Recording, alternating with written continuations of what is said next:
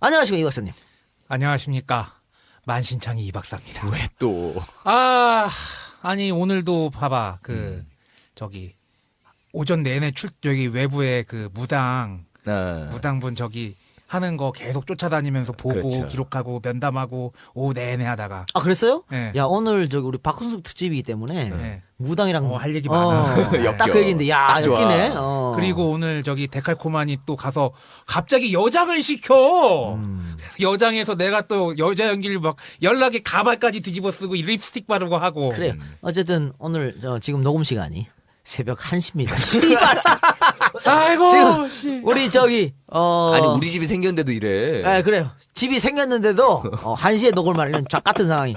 에이씨. 집 생기면 집들이 하고 막 그러느라 바쁜 거지 뭐. 지금 봐봐 밖에도 우리 감독님도 지금 부지중해가지고 피곤해가지고 계시고. 예.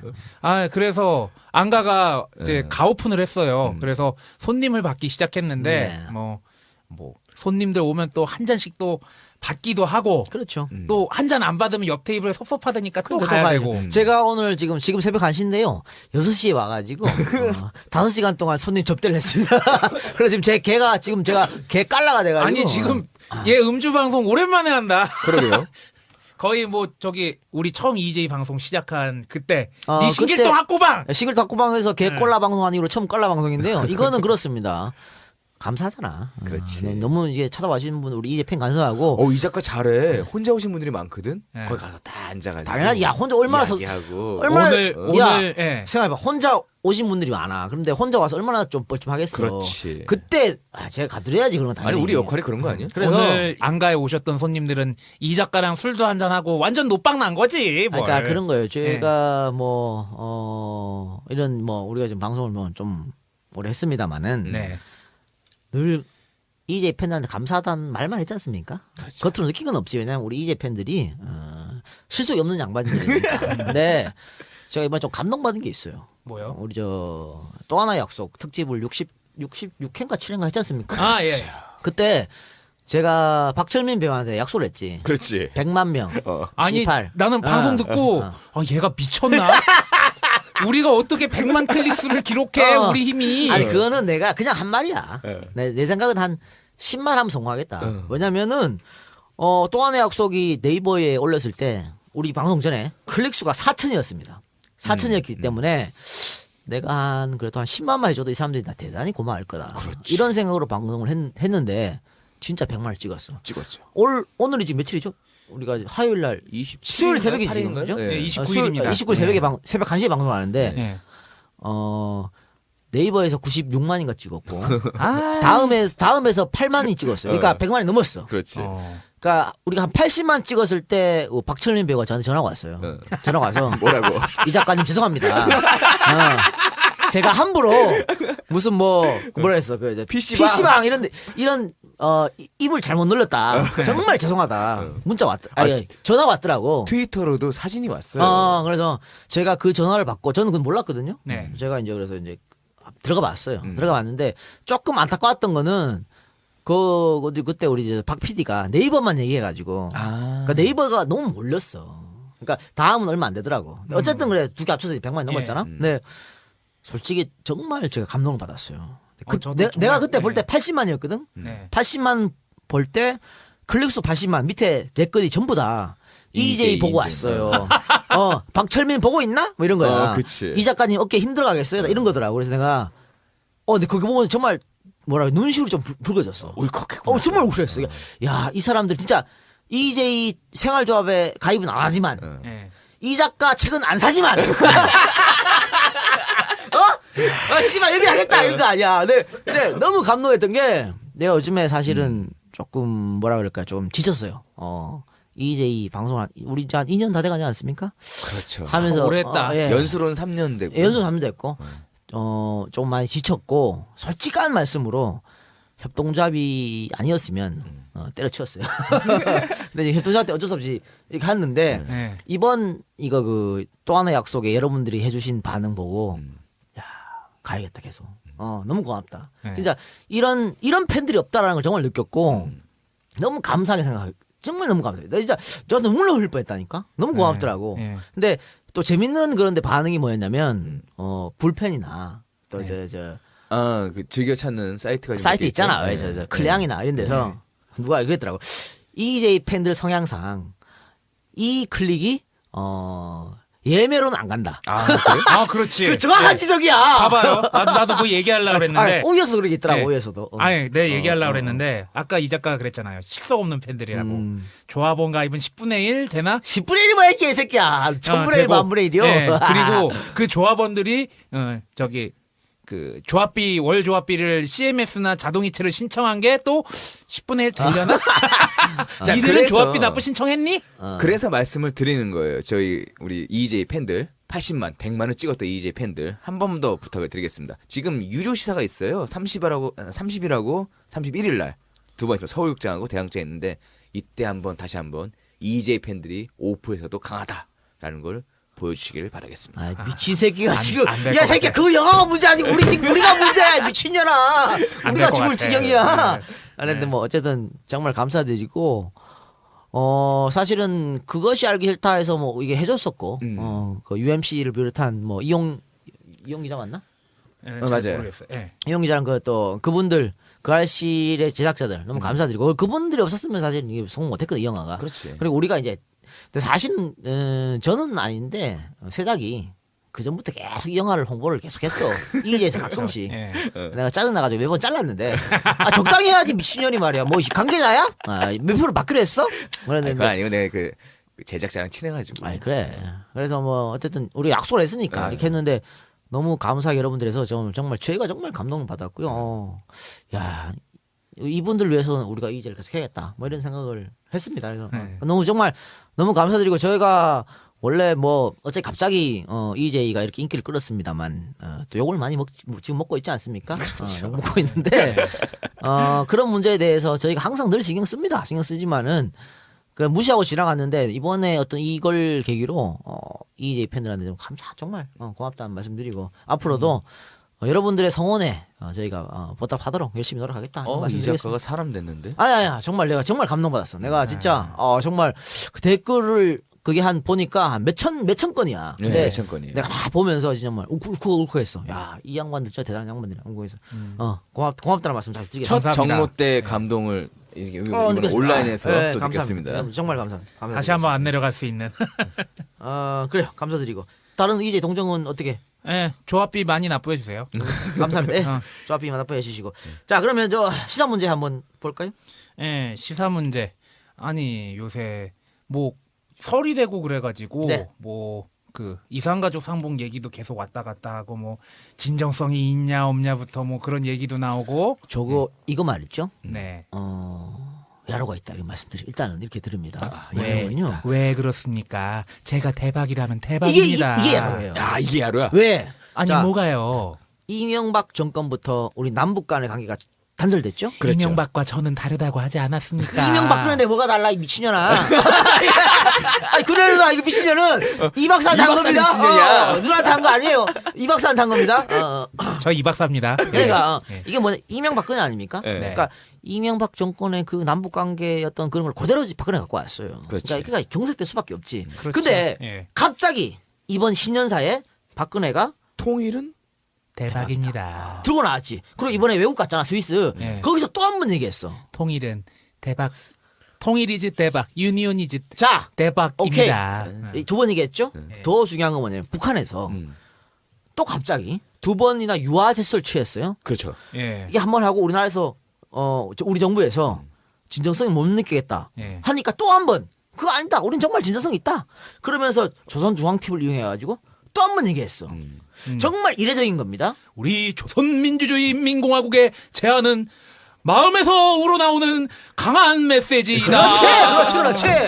이거 이런 경우가 없었어. 왜? 자존심 하나면 북한이 1등이거든. 그렇죠. 전 세계 1등이 북한이야. 미국하고 맞짱 뜰 수 있는 나라는 북한밖에 없거든. 뭐 자존심 때문에. 어머, 이 종북인데? 그 사실이야. 근데 네. 그런데 북한에서 두 번 했고 음. 이번에 박근혜가 거기 받아가지고 통일은 대박이 두 번 했어. 네. 그런데 문제는 뭐야? 조선일보에서 말이야. 더 웃긴 건 조선일보에서 통일 분위기를 띄우는 거야. 오호. 이게 야 씨팔 이걸 놓쳐 봐야 돼. 언더로 뭔가 시그널이 왔다 갔다 한다 이거 아니야. 그렇지. 조선일보가요. 요 근래 박근혜가 통일은 대박이다 말을 하고 난 후부터 사설 오피니언 봐보세요. 무슨 뭐 통일이 뭐 대단한 것처럼 미친년 조선일보 왜 갑자기 왜 그래? 김대중 노무현 정권에서 안 그랬던 새끼들이 왜 갑자기 그래? 이상한 거야. 그래서 저는 지금 이번에 예언합니다. 6월 지방선거 전에 정말 엄청난 북풍이 불 거다. 아하. 그래서 남북 전부 모두 또 조선일보까지 빰프를 치는 거다. 이건 우리가 알아봐야 돼요. 혹시 만약에 예를 든다면 유라시아 철도를 관통하는 엄청난 프로젝트를 갖다가 던질 수도 있는 거 아니야? 그게 북풍이야. 그렇지. 야, 조선일보에서 기사 제목을 뭐 통일이 미래다. 새 통일 운동의 불씨를 언제 C8 조선일보가 이런 얘기를 했나? 없어. 아 저기 조선일보 맞지? 조선중앙TV 아니고. 아니 그 조선일보야. 아, 조선일보. 그러면서 박근혜가 예. 통일은 대박이다 말을 계속한 거야. 그리고 북한에서 이런 화해 제스처. 그 이번에도 뭐 저 남북 이산가족 그강산에 만나 얘기했죠. 그렇지. 요거 제가 예언합니다. 100% 6월 지방선거 전에 북풍이 분다. 아. 김기춘 듣고 있나? 아니. 존나 움찔할 걸? 아니야, 당연히 지금 예상이 돼요. 그 경협이나 이런 거 통해 가지고 플랜 전진되니까 씨발, 기업들이 뭔가, 원하는 그거고. 뭔가 있어. 아니 난 북풍이라고 그래가지고 지난번에 그 김광수 소장님이랑 얘기할 때 막판에 우리나라 어떻게 된다 막 그런 얘기 했었잖아요. 그때 진짜 심장이 쪼그라들었거든요. 난 북풍 얘기 딱 듣고 아니 휴전선 인근에서 계속해서 무슨 총격전 이상급의 연평도 포격급의 뭐가 있다는 얘긴가 하고 전쟁 준비해야 되나? 그리고 나 도망갈 준비 아니 싸울 준비해야 되나? 나 그래서 심장이 아니 쪼그라들었다니까. 그걸로 바뀔 수도 있어. 그러니까 어쨌든 간에 뭘 해도 분다. 북풍이 분다. 6월 지방선거 전에 분다. 그러니까 정말 완벽한 화해 아니면 도발 둘 중에 하나는 온다. 지금 봐봐요. 북풍이 분다. 남북 대화 채널이 공적으로 연결이 안 돼 있잖아 지금. 근데 예. 계속 딴 데서는 연결을 하려고 하거든. 예.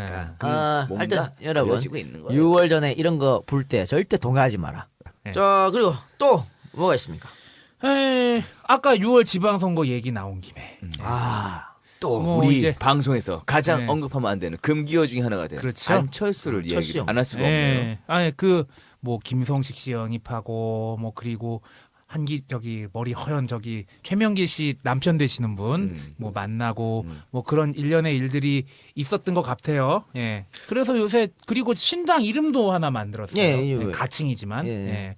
그런 일련의 상황들 어떻게 생각하시는지. 예. 예, 제가 늘 말하지만 안철수 신당 실패합니다. 헐. 아니 이거 왜 실패하냐면요.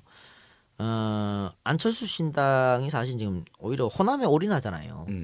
이게 뭐냐고. 아하. 야권 아니 안철수 표를 누가 지지해? 새누리당 지지하는 사람이 안철수 지지 안 하잖아. 누가 다 안다고. 그런데 이거를 호남에서 빼오려면 이게 뭐냐고. 그러면 더하기가 아니고 마이너스 정치하는 거죠. 아니 그런데 이런 얘기하면 이런 얘기 나와요. 이 박사님 저 도대체 이재의 정체성은 뭔가요? 안철수를 그렇게 미워하나요? 또 안철수 또 좋아하는 사람들이 우리 방 욕해요. 실패한다고 예언하면. 아니 봐보세요. 제가 우리 그 대통령 선거 전에도 그랬지만 저희는 한 번도 안철수를 비판한 적이 없습니다. 존나 비판했다가 편집했지. 아예 안 내보냈잖아요. 그렇지. 왜냐면 그때는 누구든지 우리 문재인이 되든 안철수 되든 그때 몰랐잖아. 네. 누가 단일 후보가 되는지 모르지만 누가 단일 후보가 되고 우리가 밀겠다는 정신이 있었기 때문에 아무런 비판 안 한 거예요. 어떻게든 힘을 모아가지고. 그럼요. 근데 네. 지금 보니까 우리는 역사 방송이니까 안철수가 역사 의식에 문제가 있다. 근데 그거는 중도표를 끌어들이려 하는 것 같아. 네. 근데 저번에 방송 얘기했지만 그렇게 해서 근데 중도표 못 끌어들인다. 우리가 그런 비난을 하는 거고요. 예. 안철수 다 신당이 성공한다면은 혹은 어떤 명분이 있다면 제가 얼마든지 밀어드리죠. 근데 우리가 무슨 민주당을 좋아해서 혹은 친노를 좋아해서 그런 게 아니고 우리는 정통 50년 야권을 지지하는 사람으로서 그렇지. DJ 바에 또 일반이 아니야 터지고 그게 아니라니까 씨발년아 그게 아니고 저 진보를 제외하고 네. DJ 노무현 이쪽 라인을 좋아하는 사람으로서 네. 그런 걸 지향하는 사람으로서 안철수의 어떤 지금의 어떤 방향성은 우리는 마음에 안 드는 거야. 옳지 선명히 않다. 야당이 아니잖아. 그렇지. 그러니까 그런 점에서 비판하는 거지. 안철수 개인을 싫어하는 건 아니죠. 그렇게 봐주세요. 그러니까 대안 포지션으로 갔으면 거기에 적절한 해법이 있어야 되는데 이거는 자기가 신정치, 새로운 정치라고 얘기를 하면서 구태의 모습을 그대로 답습을 하잖아. 지금. 우리가 DJ 노무현 이 라인을 좋아했다. 치자. 네. 그러죠? 네. 그럼 안철수가 자기가 잘 보여서 우리도 밀어줘요. 그런데 안철수가 보여준 게 뭐 이승만, 박정희 그렇지. 거기 가서 참배하고. 우리 방송에 했던 걸로 봐선 절대 우리 방송 특성상 안철수를 지지하지 못하지. 다 그래요? 당연하지. 아니 그래놓고서 저기 제주도 4.3묘 거기 가지 않았어요? 그러니까 안 된다고. 아니 그러니까 우리는 EJ 방송한 사람도 절대 안철수를 지지할 수 없는 그러니까 거예요. 그게 저는 안타까운 게 그 안철수 자체 문제가 아니라 안철수 주변에 있는 사람들이 그렇게 소스를 생산하면 안 된다니까. 아니 그거를 상식적으로 포지셔닝을 잘해야 되는데. 그러니까 모르는 거야. 중도를 표방하면 새누리당을 지지하는 사람들의 일부가 우리한테 오겠다라고 생각하는 그 스탠스가 바보 같은 스탠스지. 그렇죠. 오빠들 자꾸 그렇게 얘기하지 말라니까요. 나 같은 빠삐들이 가만히 안 있을 거예요. 그런다니까. 아니 저는 그래. 지금 내가 안철수를 비판하지만 안철수가 새누리를 이길 수 있다는 확신이 들면 저는 안철수 지지합니다. 저는 늘 얘기하지 않습니까? 새누리 인간이 아니라고 보니까 그 집단은. 그러니까 새누리만 이길 수 있으면 새누리만 이겼으면 내가 뭐든지 한다니까. 그렇지. 내가 씨바 어디 가랑이를 빨아라도 빨아. 요건 편집이다. 이건 편집이다. 아니, 그리고 그 저기 바꿔. 아니, 가랑이를 빨아라도 빨아. 야, 됐냐? 아니 됐어? 아니 그거 해. 너도 그 왜 예전에 뭐 저기 중북 집단 물러나라고 그 할아버지들 홀딱 벗고 그 트럭 타고 했잖아. 너도 그거라도 한번 해. 야 허중이가 말이야 옛날에 그런 얘기 했지. 이명박이 조선 빤다 그런 얘기 씨발 2억이었나 3억이었나. 뭐 했잖아. 그런 얘기 했어. 했어. 예. 나도 그래. 내 가랭이를 빤다. 그럼 되는 거 아니야? 가랭이 잘 빨아요. 그래, 알았어. 우리 그 저번에 말했죠.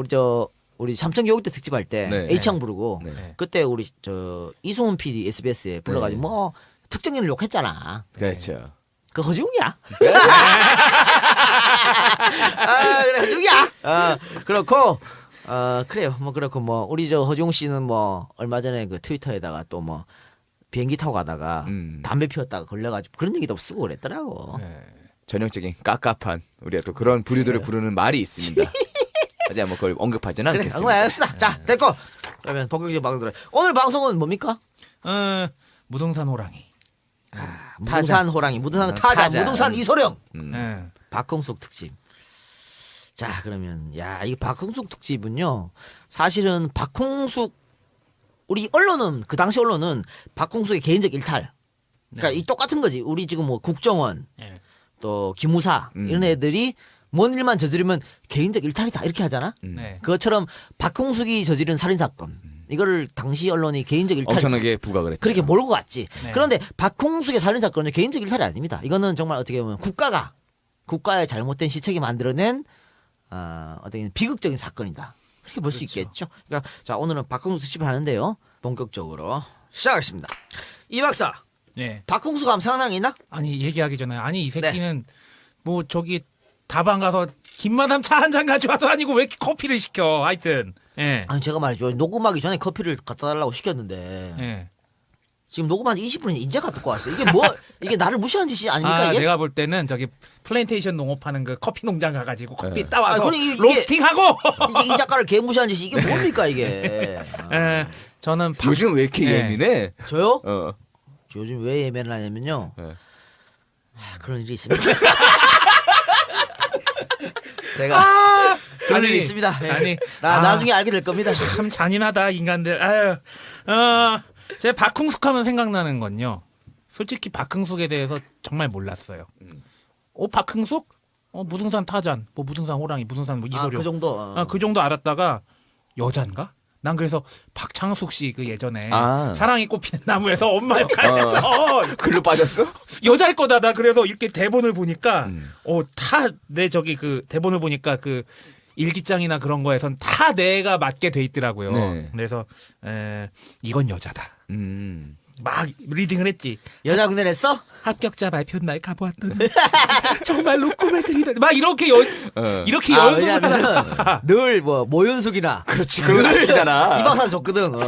그래서 여자인 줄 알았는데 사진을 봤는데 야 정말 몸짱에다가 지금 몸짱이야. 말하면 예 정말 그러니까 굉장히 단단하신 분이더라고요. 예 근데 그 단단한 분이 깨져나가는 순간을 여러분들이 이제 보시게 될 겁니다. 예. 근데 저는 2005년인가 6년에 나왔던 영화 타잔 무등산 타자냐 야. 영화가 있었습니다. 여러분 절대 그 영화 보지 마십시오. 너무 극화시켰어. 그거는. 야, 그 영화 100만 만들겠다 또. 아니야 절대 보지 마. 진짜 볼 가치가 없는 영화입니다. 아. 아니 이 좋은 스토리를 가지고 그렇게밖에 못 만드나? 야 그거는 그거던데 완전히 이 스토리에다 플러스 친구를 갖다 결합시켜가지고 아이고야. 친구에다가 저 뭐야? 조폭을 만들었어요? 그렇지 조폭 마누라 야 이런 거 결합시킨 21세기에 거야. 만든 영화인데 그건 내가 봤을 때는 한 70년대 많이들을 가지고 만든 영화야. 근데 어쨌든 그래도 그거는 의미가 있다고 생각했어요. 이런 우리가 얘기한 것처럼 이 사람이 정말 진정한 살인자였다면 그거를 극화시키지 어려웠을 텐데 어떻게든 극화를 시켰다는 거는 그 안에 다른 스토리가 있다는 얘기겠죠. 그거는 감독이 어쩔 수 없이 야 먹고 살려면 어쩔 수 없이 극화시켜야 될 거 아니야. 그냥 내보내면 다큐멘터리지. 극화시켜야 될 거 아니야. 근데 너무 좀 과했다라는 생각이 좀 들었습니다. 그리고 그때 주연 저는 좀 다르게 봐요. 주연 배우 나왔던 사람들 되게 열심히 했어. 고주원 씨는 되게 열심히 했고 이 스토리는 저 예전에 학교 다닐 때 선배들한테 이제 그 철거 그 이제 철거면 투쟁 나갈 때는 이 스토리들은 항상 듣고 나갔던 이게 얘기입니다. 원래 그런 겁니다. 우리 저 도시 비민 이야기 또 철거 이야기 나오면 이게 먼저 나와요. 박홍숙 얘기 무조건 나와. 네. 그런 이렇게 도시 비민 철거 얘기하면 박홍숙이 대표 주자다 이렇게 말할 수 있겠죠. 이제 그때 들었던 이야기였죠. 그러니까 낯설지는 않은 얘기입니다. 자 박홍숙 저 호적에는 말이죠. 1957년생으로 기록되어 있습니다. 아니 내가 처음에는 이 1957년생이란 그 얘기를 보고 나도 다 자기 자료 검색하면서 잠깐만 일제 때 뭐 무등산에서 무슨 유격 활동했거나 그런 사람으로 알았는데 여기서부터 꼬이기 시작하는 거야. 예. 그래서 당시에 그 살해 사건 당시 기사를 보면요. 박홍숙의 나이가 뭐 21세 이렇게 기록되어 있어. 네. 그런데 실제 나이는 1954년생이다. 늘 말하는 것처럼 옛날 그랬잖아. 그렇지. 근데 이게 좀 많이 늦어. 3년이 늦었네. 예. 3년 늦게. 예. 그러니까 이거는 너무 없이 사니까 이런 거야. 음. 그래서 살해 사건이 일어날 당시에는 21살 아니고 24살이었다. 이렇게 얘기하는 거고요. 자 전남 명강군 불감면 자비리에서 태어났고 집은 뭐 대단히 가난했다 하는 거죠. 양친이 그 도로변 옆에 조그마한 구멍가게를 운영했습니다. 저희 그래서 경상도 사투리는 전빵이죠, 그게. 전빵이지. 네, 전빵. 전빵, 전포. 전포의 경상 전빵. 아 왜 그 저기 그 오란다로나 그 빨대 그런 거 그 그래. 쪽쪽 빨아먹는 거 팔고 라면 뭐 그런 팔고 집. 소주 그렇지. 팔고 그런 북도에 거야. 그런 데가 아, 근데 네. 좋은 게 있어요. 맥주가 졸라게 시원해요. 안 팔려서. 그렇지. 그 뭐 담배 가게 저기 그렇죠. 담배 써 있고 예. 그렇게 팔았어. 근데 그게 뭐 얼마나 도움이 되겠어. 우리 할아버지 할머니가 이거 했었거든요. 이 전빵. 저 하회마을 가는 초입에 이걸 하셨는데 한 달에 할아버지가 버는 돈 한 20만 원? 그때 당시에? 그때 당시에 8, 90년대. 그 얼마 안 되지. 20만 원이면 얼마 돼. 근데 20만 원이면 그래도 네. 월급은 되지 않나? 우리 할머니 할아버지가 그 전빵을 이제 동네에 전빵을 하면서 네. 이걸 좀 알토랑 같이 모아가지고 근데 어른들이 옛날에 왜 은행에 안 가잖아. 그렇죠. 다락에 넣어놓고. 그렇죠. 이 나중에 저 박공숙 어머니도 여기도 그렇지만 나오죠. 거기 나오지만 아니 저 아는 집도 그 빨래 바구니가 있었는데 저 강원도 횡성 살았잖아요. 다 그 옛날 가옥들이고 그래서 이제 그 옛날식 문 열고 그랬던 집에 빨래 바구니에다 돈을 몇 백만 원을 그래요? 빚 갚으려고 넣어놨다가 도둑이 문 뜯고 들어와가지고 가져간 적도 있고 가져간 적도 있다 그러고 막 그렇다고 네, 그러더라고요. 우리 저 할머니 할아버지 거기 지금 그 할머니 할아버지 이제 우리 큰아버지가 하시지. 근데 그 꺾고 집에 꺾고 있는 거 봐. 예. 그 다락방에 이제 거기 다락에 이제 꿀이 있었고 네. 꿀 옆에 돈통이 있었고 네. 또 정말 큰 돈은 할아버지가 그 장판 밑에 넣어놨다고. 그렇지 장판에 많이 넣었지. 정통이지. 정통이지. 예. 그래서 이제 다락의 꿀은 이제 손자 나만 준 거지.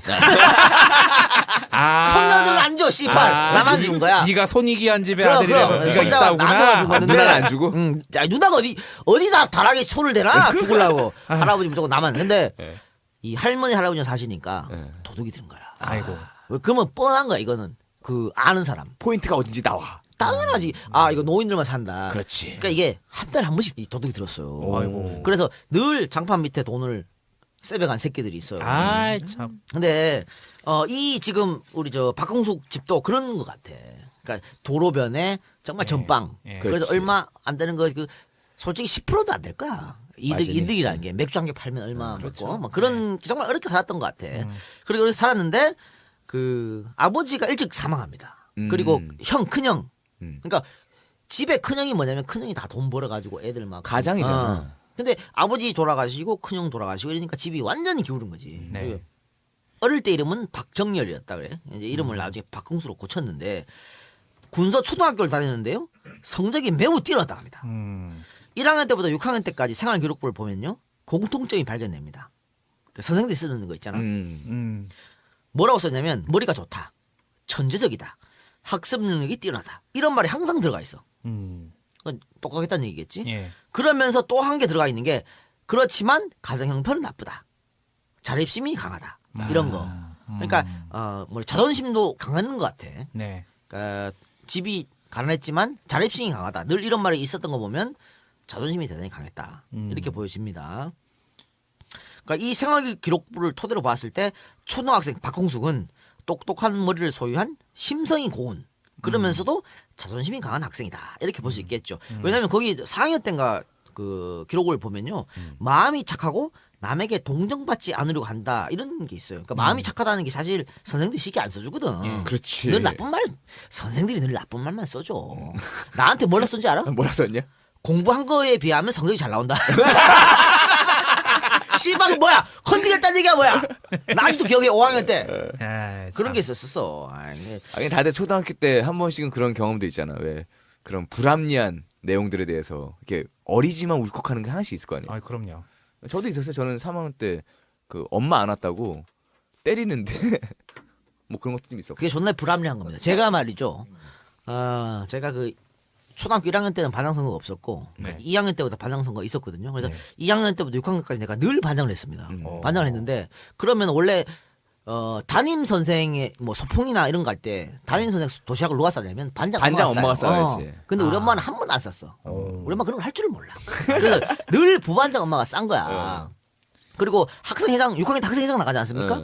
우리 엄마가 학교 찾아왔어. 내 아들 학생회장 나가면 안 된다고. 왜? 몰라 이상한 거야. 씨.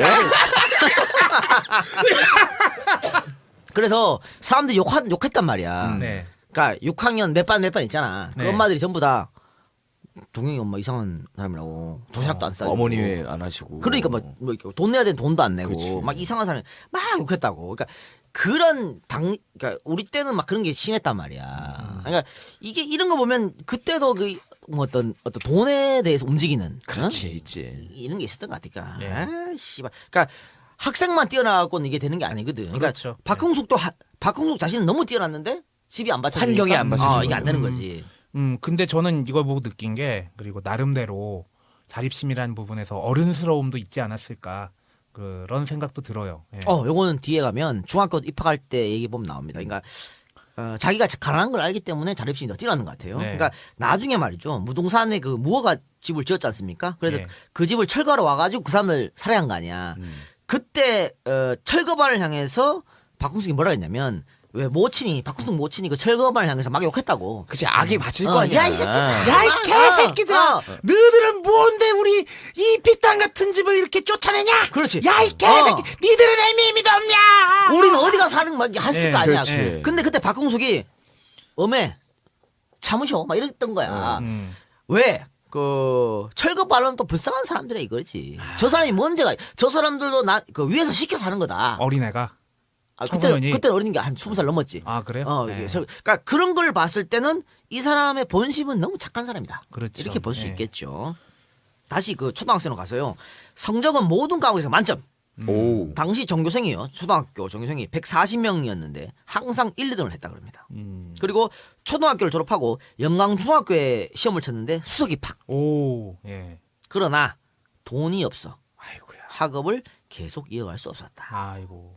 그러니까 아까 말씀드렸지만은 아버지가 이제 사망하고 형도 사망하고 이렇기 때문에 또 어머니는 막내 동생을 데리고 절로 들어갔어요. 아. 왜 이거 우리 소위 말하는 보살님. 그 보살이지. 입 하나 예. 덜 자고 예. 왜 절에 가면 공짜로 밥을 주잖아. 그렇지. 빨래. 일하면서. 뭐 스님들 옷끝 빨래 해주고 예. 밥 해주고. 예. 그러니까 남동생 마지막 막내 동생 데리고 절에 가서 입 하나 덜 데리고 갔었고 여동생이 있었는데요. 여동생은 그 옛날에 우리 6, 70년대 식모살이. 그렇지. 왜 부잣집, 부잣집 가가지고 살림하고 애 방 봐주고 딸린. 뭐하고. 이양아, 너 커피 한 잔만 타줘. 네, 그런 거. 그래 그런 거 하고. 몽실언니. 그렇지. 네. 그러면서 또 그 집안에 아들 레미가 건드리고 막 있었잖아. 그렇죠. 있었잖아. 뭐 그런 이쁘기까지 거지. 했다면. 예. 그러니까 식모살이 했었고 이렇기 때문에 전부 가족이 가난 때문에 뿔뿔이 흩어진 상황이었어요. 가난 네. 때문에 가정이 파괴된 상태. 그렇지. 그러니까 박흥숙이 아무리 똑똑해도 중학교를 못 가는 거야. 뭔 돈으로 가겠어? 그러니까 그런 건좀 중학교 진학은 거의 꿈에서 나가는 꿈이지 꿈. 그렇죠. 그 1970년대 어떻게 됐는지 모르겠네. 중학교가 의무교육인지 아니었는지 좀 헷갈리는데 뭐 그랬다면 야이 힘들었을 수도 개새끼 있고. 중학교 의무교육은 얼마 전에 된 거. 아 그러네요. 초등학교 네. 의무교육. 그러니까 예. 중학교는 이제 돈이 없어서 못 간 거고요. 그렇죠. 예. 그래 당시 박흥식의 그 일기에 어떻게 적혔냐면요. 이렇게 적혀 있었습니다. 합격자 발표 날 가보았더니 정말로 꿈에 그리던 1등 합격이었다. 실력이 나만 못한 애들도 교복을 맞추고 야단인데 우리 집은 가난하여 그야말로 풍전등화다. 자 보십시오. 1등 합격 아닙니까? 예. 수석 1등인데. 입학이야. 그런데 못 가는 거야. 아 1등 얼마나 좋은데. 야 1등 합격이면 뭐냐면 일단은 장금 나오죠. 예. 그리고 책 같은 거 다 공짜야. 그렇죠. 그런데도 돈이 없어 못 갈 정도였다. 교복 맞출 돈이 없는 거예요. 그렇지. 결국엔. 예. 그래서 말입니다. 수석 입학을 했지만 학교를 못 가는 겁니다. 그래서 그렇죠. 박홍숙은 그날로 친구에게 교과서를 팔아서 돈을 마련한 후에 강주 시내로 들어갑니다. 이게 뭐냐면 수석 입학했기 때문에 학교에서 책은 공짜로 줘. 아 책을 준 거야. 이거를 돈이 없으니까 이걸 팔아가지고 네. 차비를 마련한 다음에 강주 시내로 들어가서 노동을 하는 거야. 학교 다닐 돈은 없고 그렇죠. 노가다로 해야겠다. 또 어린 나이에 배운 기술이 그때 있었을 리도 없고. 당연하지. 그러니까 생활전선에 뛰어든 겁니다. 그렇지만 그러면서도 학업에 대한 욕구가 있잖아. 왜? 그렇죠. 늘 전교 1, 2등 했던 친구니까. 그래서 박흥숙은 낮에는 양동에 있는 열쇠집, 예. 열쇠 수리공으로 일했습니다. 네. 열쇠 수리공으로 일하면서 밤에는 책을 보면서 검정고시를 준비하게 되는 거죠. 주경야독. 아하. 그러니까 동생의 증언에 의하면요. 얼마나 공부를 열심히 했냐면 건강을 좀 해치겠다. 이럴 정도로 공부에 몰두했다 그래요. 자, 다시 박흥숙의 일기를 봅시다. 낮에는 일을 하고 밤에는 책을 보았다. 코피가 터지고 눈이 빠지는 듯한 아픔을 느낀다. 그래도 5개월을 공부하고 검정고시에 합격했다. 와, 엄청난 거 아니야? 엄청나지? 야, 이 박사, 너 씨발 코피 터지면서 공부해봤어? 전교 1등은 해봤어. 전교일등 말고 코피 터지면서 해봤냐고. 코피 터지면서 그 안 했잖아 이 새끼야. 안 했잖아, 이 개새끼야. 내가 코피가 안 터진 했잖아. 거는 1번 코딱지 파느라 2번 우리 그때 당시에 돌던 그 저기 성관계하는 그 테이프 내가 그런 걸 처음 접한 게 고등학교 때였거든요. 밤새 듣고 내가 우리 방에 오디오가 있어서 밤새 듣고 새벽에 일어났더니 코피가 코피가 쭉 나오는 거야. 여기서 제가 재밌는 얘기 하겠어요. 우리 저 중학교 때 말입니다. 우리 저 이 박사는 알까요? 세상은 모르겠지만 우리 저 시골에는요 고등학교 시험 쳐서 들어갔어. 예.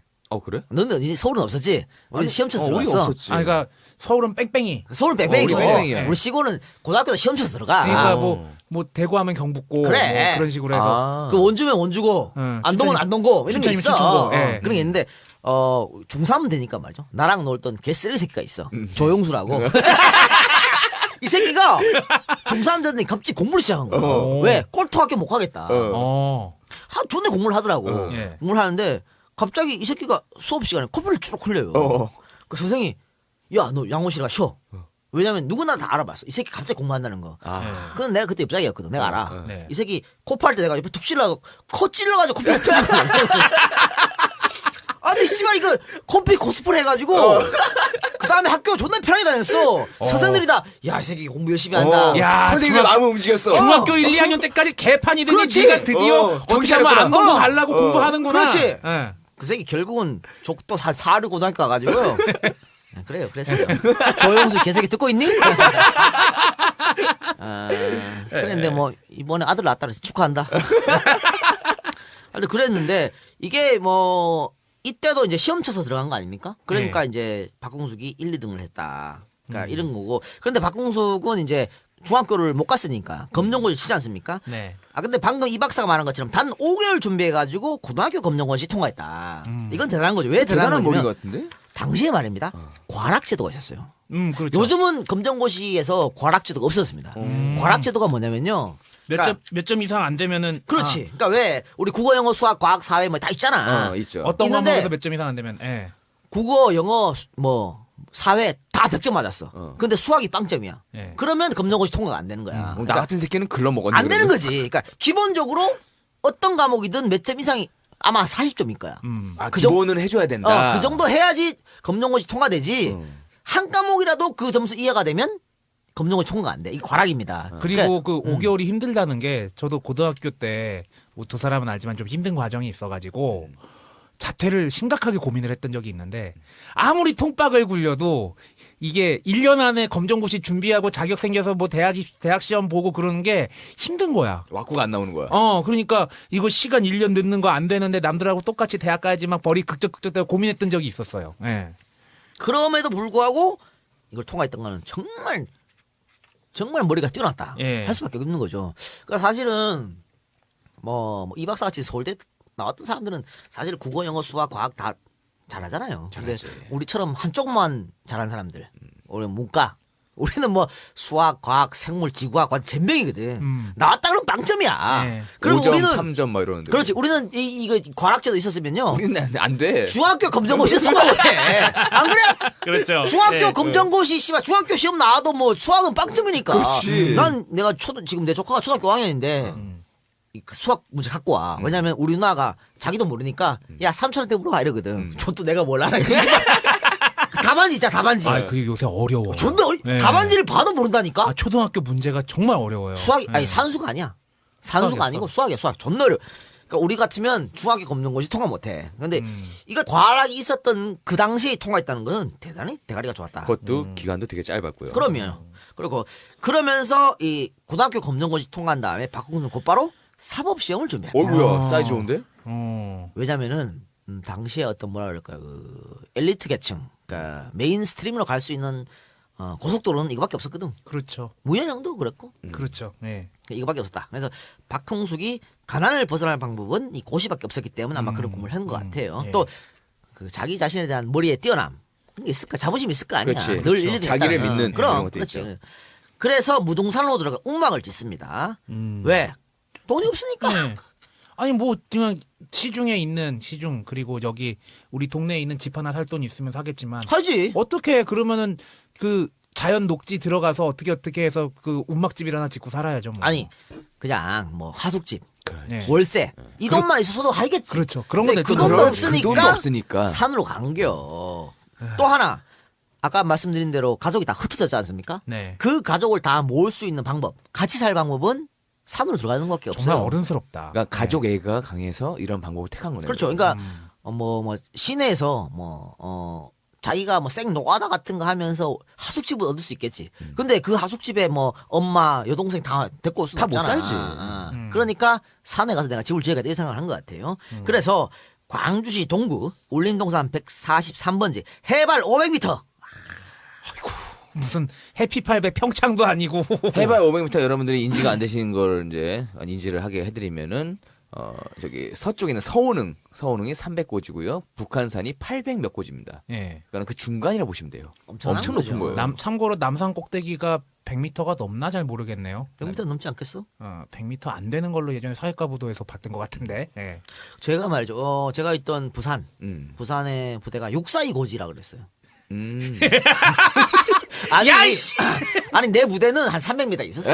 근데 그 뒤에 에. 제일 꼭대기가 642 고지 아니야. 고지. 근데 거기 갈 때 족 빠졌거든.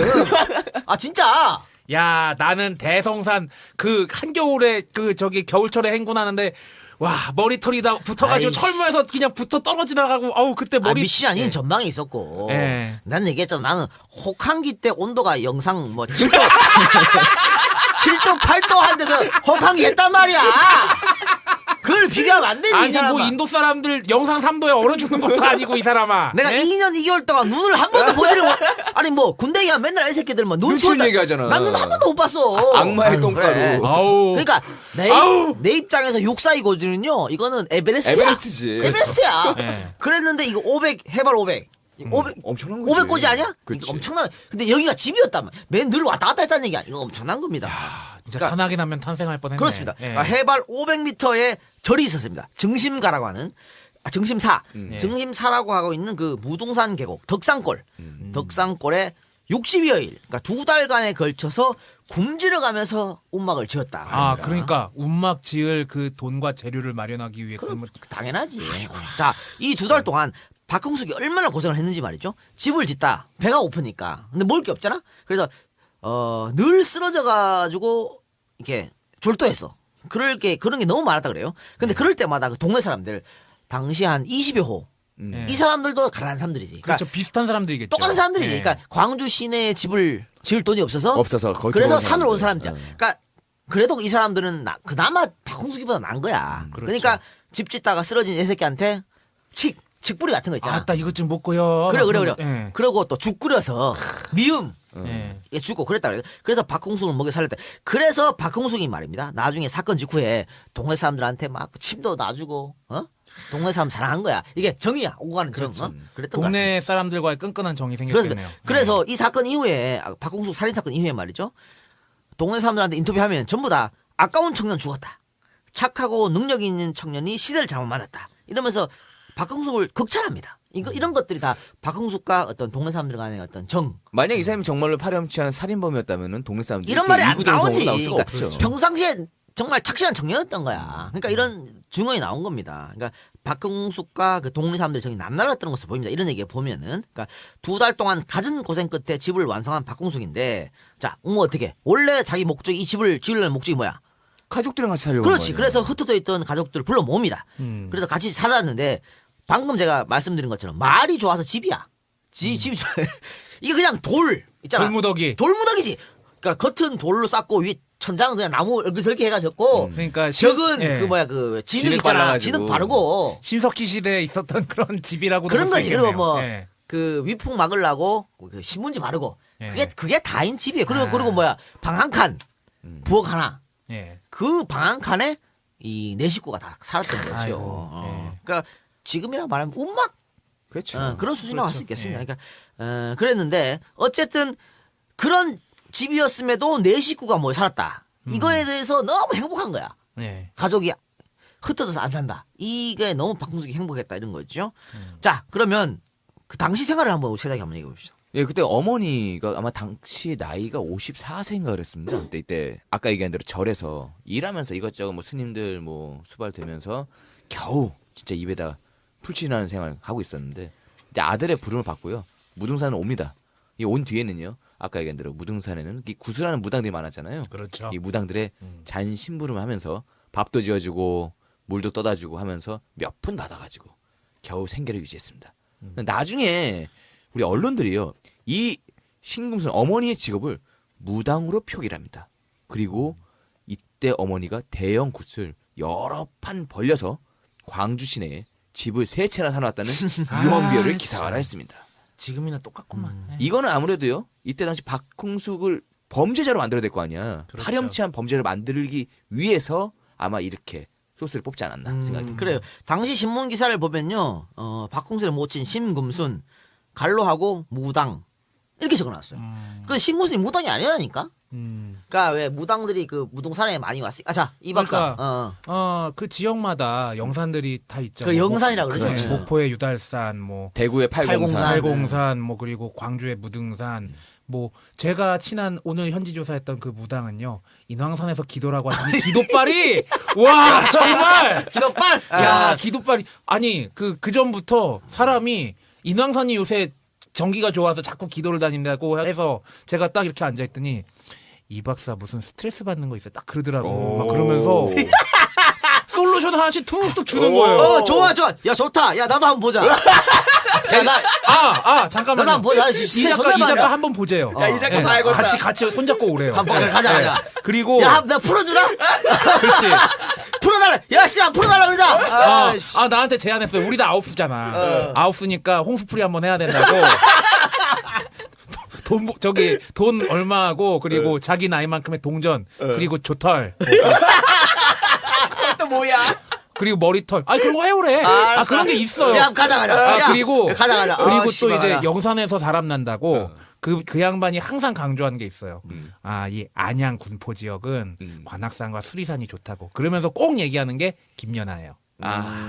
거기 김연아가 수리산 전기 수리고 받고 나왔죠. 나와가지고 김연아가 그 전기 받고 그렇게 잘하는 거라고 꼭 강조를 해. 예. 그러면 나는 나는 전기를 받았는데. 학과사이 어디요? 이렇게 안동에 있어 이 새끼야. 하여튼 한번 갑시다. 예. 근데 이제 요즘 내가 스트레스 너무 받아가지고 가야겠어. 진짜 씨발 한번 풀어야겠어. 그리고 나 심리치료 받잖아요. 그분도 같이 한번 오래더라. 그래? 예. 날 요구하는 사람이 너무 많은데. 그러니까 갑시다. 그러니까 당신이 걱정되나 봐. 그러니까 이런 거야. 그러니까 당시 지금 방금 이 박사 말한 것처럼 무등산이 뭔가 이 신발에 있는 예. 그죠? 예. 그래서 많은 도량이라고 그러죠. 그렇죠. 그런 게 많았던 게 예. 이거를 우리 언론에서 이용한 거야.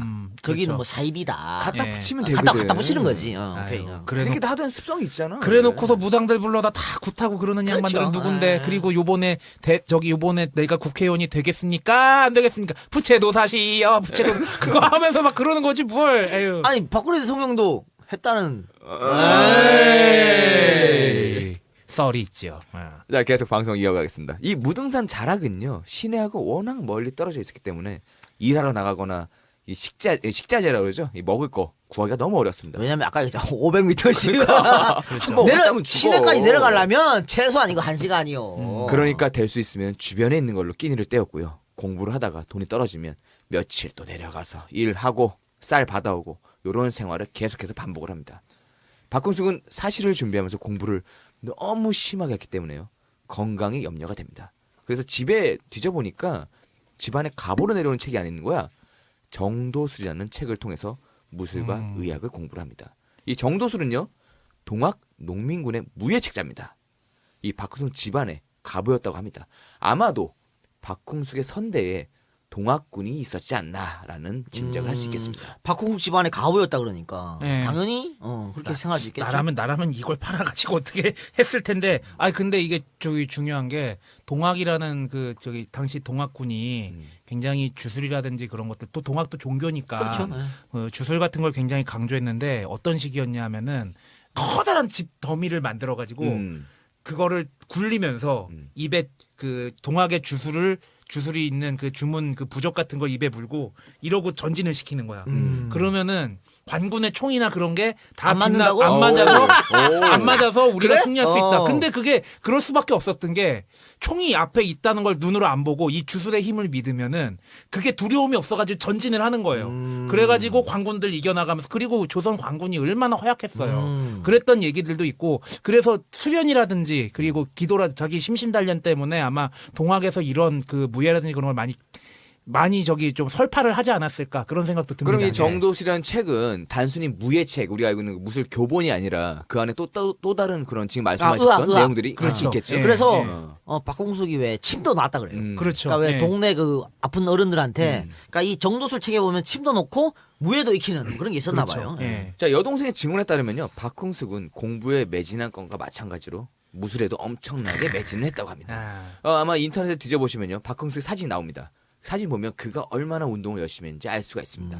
키는 작아요. 왜냐면 먹지를 못했잖아. 그렇죠. 제대로 밥도 못 먹었는데 근육이 제대로입니다. 거의 이소룡 스타일이에요. 보시면 아마 알 겁니다. 이게 한 키가 165밖에 안 예. 됐잖아요. 작고 못 먹기 워낙 가난해서 못 먹었어. 그런데 근육이 딱 잡혔어. 이건 예. 쉬운 게 아니거든. 그렇게, 요즘처럼 예. 뭐 주사 맞는 것도 아니고. 그렇지, 단단한 근육입니다. 그래서 이 사람이 자기가 자랑했던 게 몇 가지가 있어요. 점프력, 기동력이 엄청 좋았다고 자랑을 하고요. 이거를 그 빵동기, 이 깜빵동기 통방이라고 하거든요. 밑으로 통방. 밑으로 이게 뺑기통으로 통해 가지고 얘기하는 거. 근데 그거 하면서 얘기를 했을 때 나는 앉아서 3m도 올라갈 수 있다. 이런 얘기도 했다고 합니다. 시라손이야?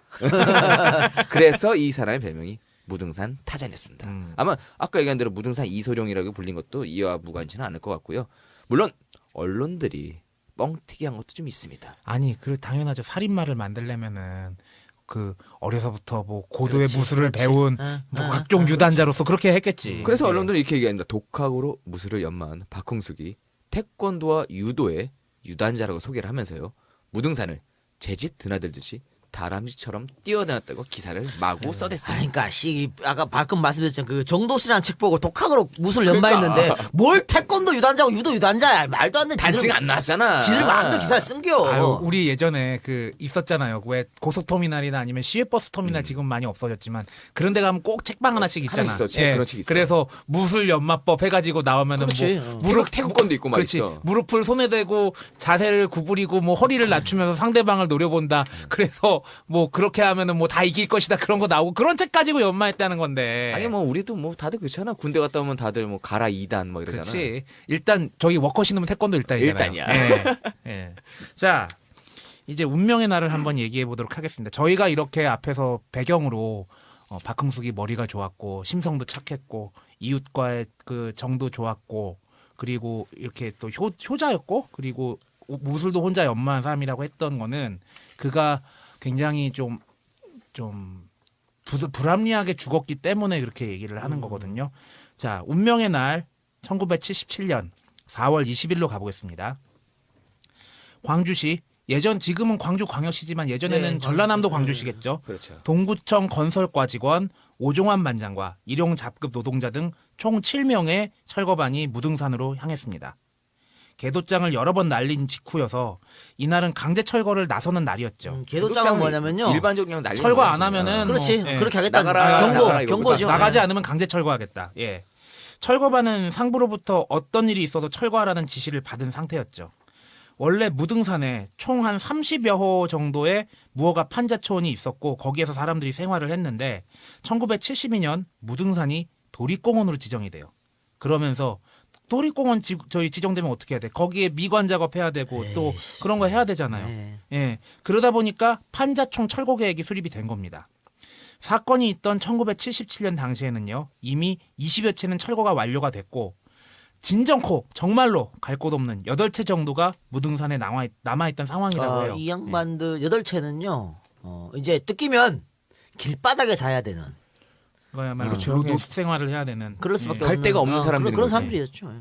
철거반은 점심 무렵에 무등산에 도착해서 일단 5채 강제 철거하고요. 박흥숙 집에 도착했습니다. 어머니가 강력하게 반발할 수밖에 없었고 아까 얘기한 대로 막 예, 욕을 예, 하면서 예. 반발을 하게 되죠. 이때까지 박흥숙은 철거반이 가재 도구를 밖으로 빼낼 때도 별말 없었고 오히려 묵묵히 가재 도구를 집 밖으로 옮기는 작업을 했다고 합니다. 협조를 한 거네 그러면. 예. 자, 뭐 지금 가재 도구라도 빨리 챙기지 않으면 이거 다 빨리 다 부셔버리겠다. 철거하겠다라고 했겠죠. 그러니까 거기에 협조해서 묵묵하게 자기 가재 도구는 나른 거죠. 그런데 사건이 그냥 거기서 끝나지를 않았어요. 원래 그렇게 협조했으니까 거기 사건이 끝났을 그렇게 수도 끝났을 수도 있었겠죠. 문제는 철거반이 박흥숙의 집에 불을 지르면서 시작이 됩니다. 이게 비극의 시작이죠. 네, 그렇습니다. 예. 철거반 입장에서는 철거가 끝나면 집을 다시 지을 수도 있다는 생각이 들어서였던 것 같아요. 그래서 그랬을 수도 있고 아니면은 상부에서 지시사항이 있었을지도 모르겠어요. 어쨌든지 간에 횃불을 당겨가지고 박흥숙의 집을 홀랑 태워버립니다. 근데 이거는요 상부에 지시가 있었다는 왜 얘기가 하냐면 박궁숙 집에 불 지르기 전에 전부터 밑에서 횃불에 불을 당기고 왔었거든. 대낮에 횃불에 이 정신병 일어난 사건이기 때문에 횃불에 불을 붙일 필요가 없어요. 아니 이때가 1977년이면은 박정희 전 대통령이 녹화 사업한다고 산불 조심 붙이고 그럴 기간인데 불을 지른다? 대낮에 그럴 필요가 없지. 네. 그러니까 이거는 처음부터 불을 지르려고 지르겠다. 작정하고 온 거지. 아니 그걸 보니 그 어머님이 어떻겠어요? 어머님 신금순 지금 뭐 돌아가셨을지도 모르겠지만 돌아가셨습니다. 예, 졸도합니다. 신금순은 그동안 무당들의 잔심부름을 한 대가로 악착같이 열심히 30만 원을 모았어요. 그런데 그 돈을 집 지붕 위에 보관하고 있었던 우리 아까 아까 내가 얘기했던 말한 대로. 할아버지 이게 다 그냥 지붕에 혹은 장판 밑에 그렇지. 이거거든. 아니 그리고 500고지에 있는데 네, 은행 언제 어떻게 가나? 은행을 가나? 언제 가나? 뭐 예전 지금 뭐 저기 시장통이야 남대문 시장통이야 뭐 은행에 돌면서 이렇게 수금도 하고 그러지만 그러니까 이 돈 30만 원이 엄청 큰 돈이죠. 예. 이때는 30만 원이 77년에 사면 엄청 큰 엄청 큰 돈이지. 돈 아니야? 그러니까 이 양반은 그랬던 거야. 자 계속 철거하겠다 얘기하니까 그렇죠. 이제 이사 갈 돈을 마련하려고 진짜 전셋집이라도 얻으려고 그렇죠. 아락바락 모은 예, 건데. 아락바락 모은 거예요.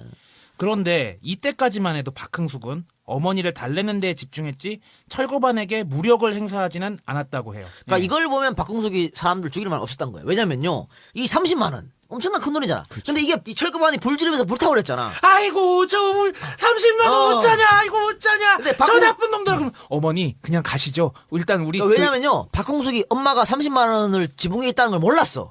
처음 들은 거야. 그러니까 확 돌지. 확 도는데도 도는데도 참았어 참은 이때는. 거야. 어머니 참아 이랬단 말이지. 예. 이때까지는. 예. 박흥숙의 집을 불태운 철거반이 박흥숙 집보다 300m 위쪽에 있는 아이고 이 양반들 참 잘도 올라간다. 김복천이라는 사람의 집으로 향합니다.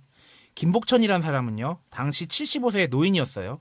그리고 노부부다 보니까 당뇨병도 앓고 뭐 여러 가지 노환도 있고 그러다 보니까 건강이 좋지 않았습니다.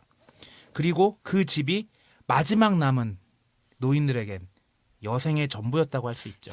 80 노인들이 지금 어딜 가니? 무등산에서 그 판자촌 지어 살았다 그러면요. 이 사람 정말 갈 데가 없는 사람들인 거야. 그렇죠, 이게 그렇죠. 마지막인 거야. 예. 근데 여기에다 불 지른다 그러니까 이제 빡 도는 거지. 아니 거기다가 건강도 좋지 않으니까 집이 헐린다고 생각을 해보세요. 그 노인네들이 죽어야지. 어디 갑니까?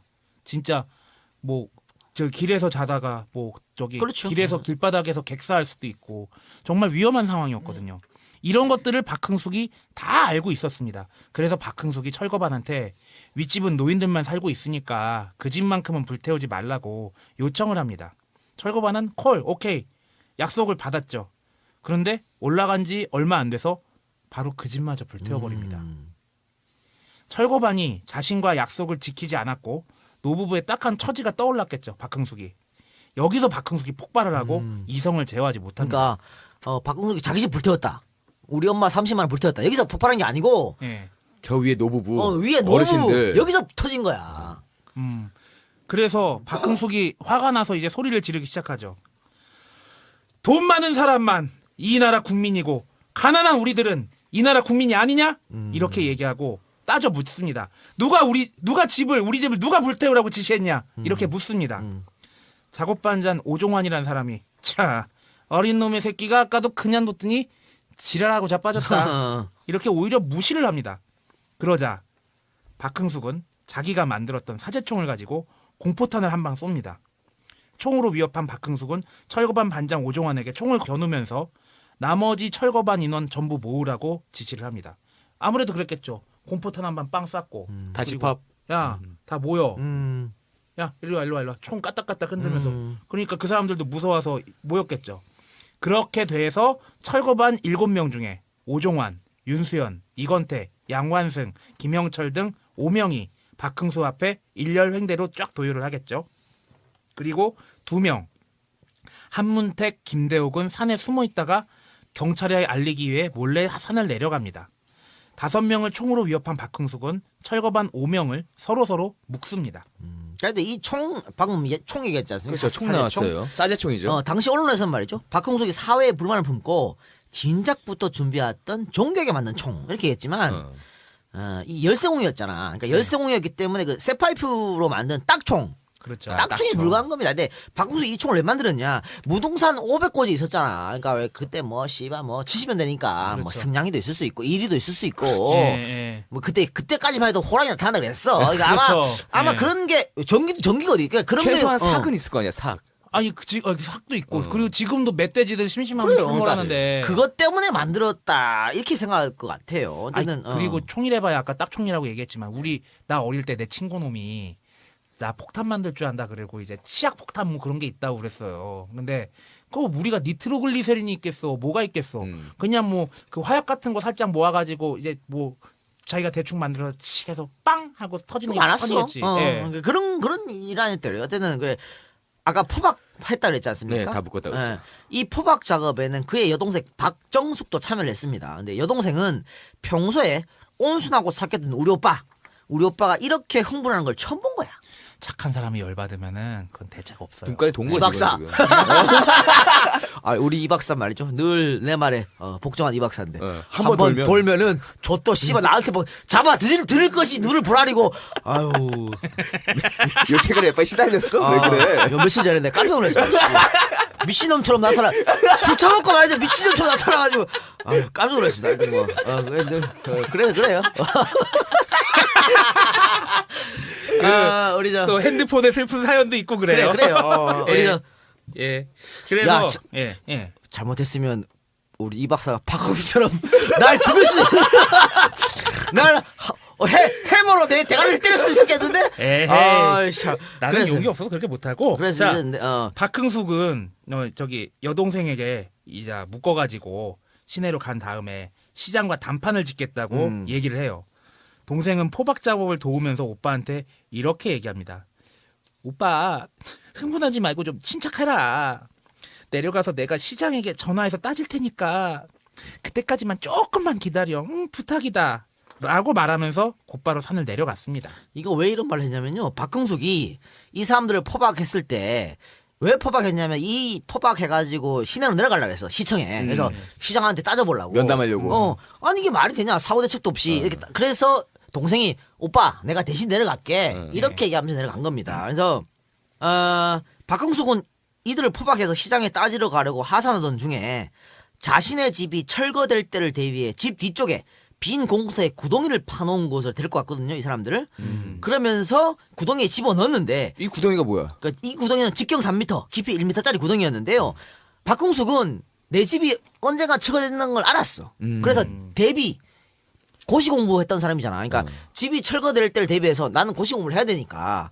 그럼 내가 구덩이를 파놓고 거기서도 공부를 해야겠다 해서 미리 파놓은 거야.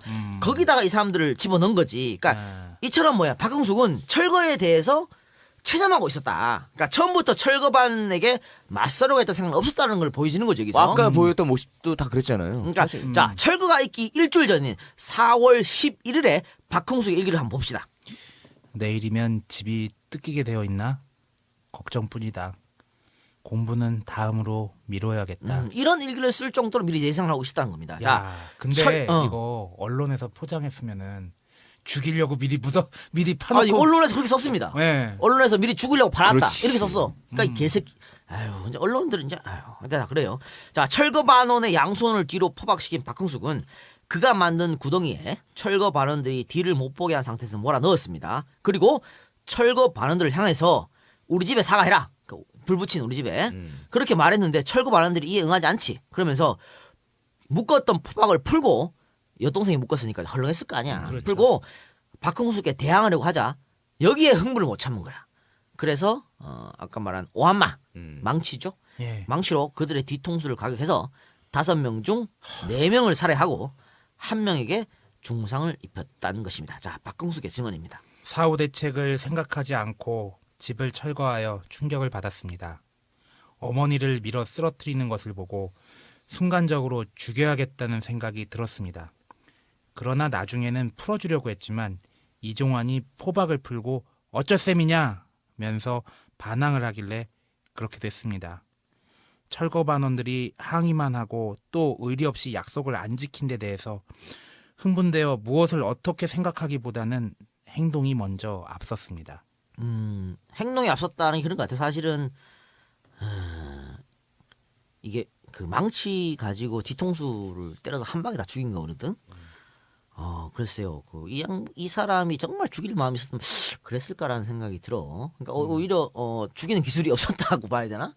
그렇죠. 원래 싸움을 못하는 애들이 싸움을 할 때 눈이 돌면 그렇지. 상해를 많이 입히거든요. 잘 때리는 애들은 기술적으로 때려요. 그렇죠. 예. 그래요. 그래서 4명을 어쨌든 4명을 살해 엽기 행각 아닙니까? 4명을 살해한 엽기 행각을 벌인 박흥숙은 바로 산을 내려와서 도주를 했습니다. 한편 여동생은 시장에게 따지러 왔잖아. 그 시장에 따지러 간 여동생은 산으로 내려간 뒤 전화로 시장실의 상황을 이야기했으나 알았다. 일단 뭐 그쪽에서는 어떤 여자가 전화해서 이렇게 말하니까 뭐야 씨 이렇게 하는 거야. 그래서 그냥 알았다는 답변만 받았어요. 시장실에서 전화나 시장이 직접 받지도 않았을 것 당연하지. 같은데. 그래서 네. 여의치 않다고 느낀 여동생은 직접 시장을 만나겠다. 이 생각에 택시를 타고 광주시청으로 향했다. 그러나 시장은 만나지 못하고 시장실 직원에게 사태의 심각성을 이야기했다. 그러니까 뭐야? 우리 오빠가 지금 이렇게 돼서 뭐 사람 죽이려 그런다.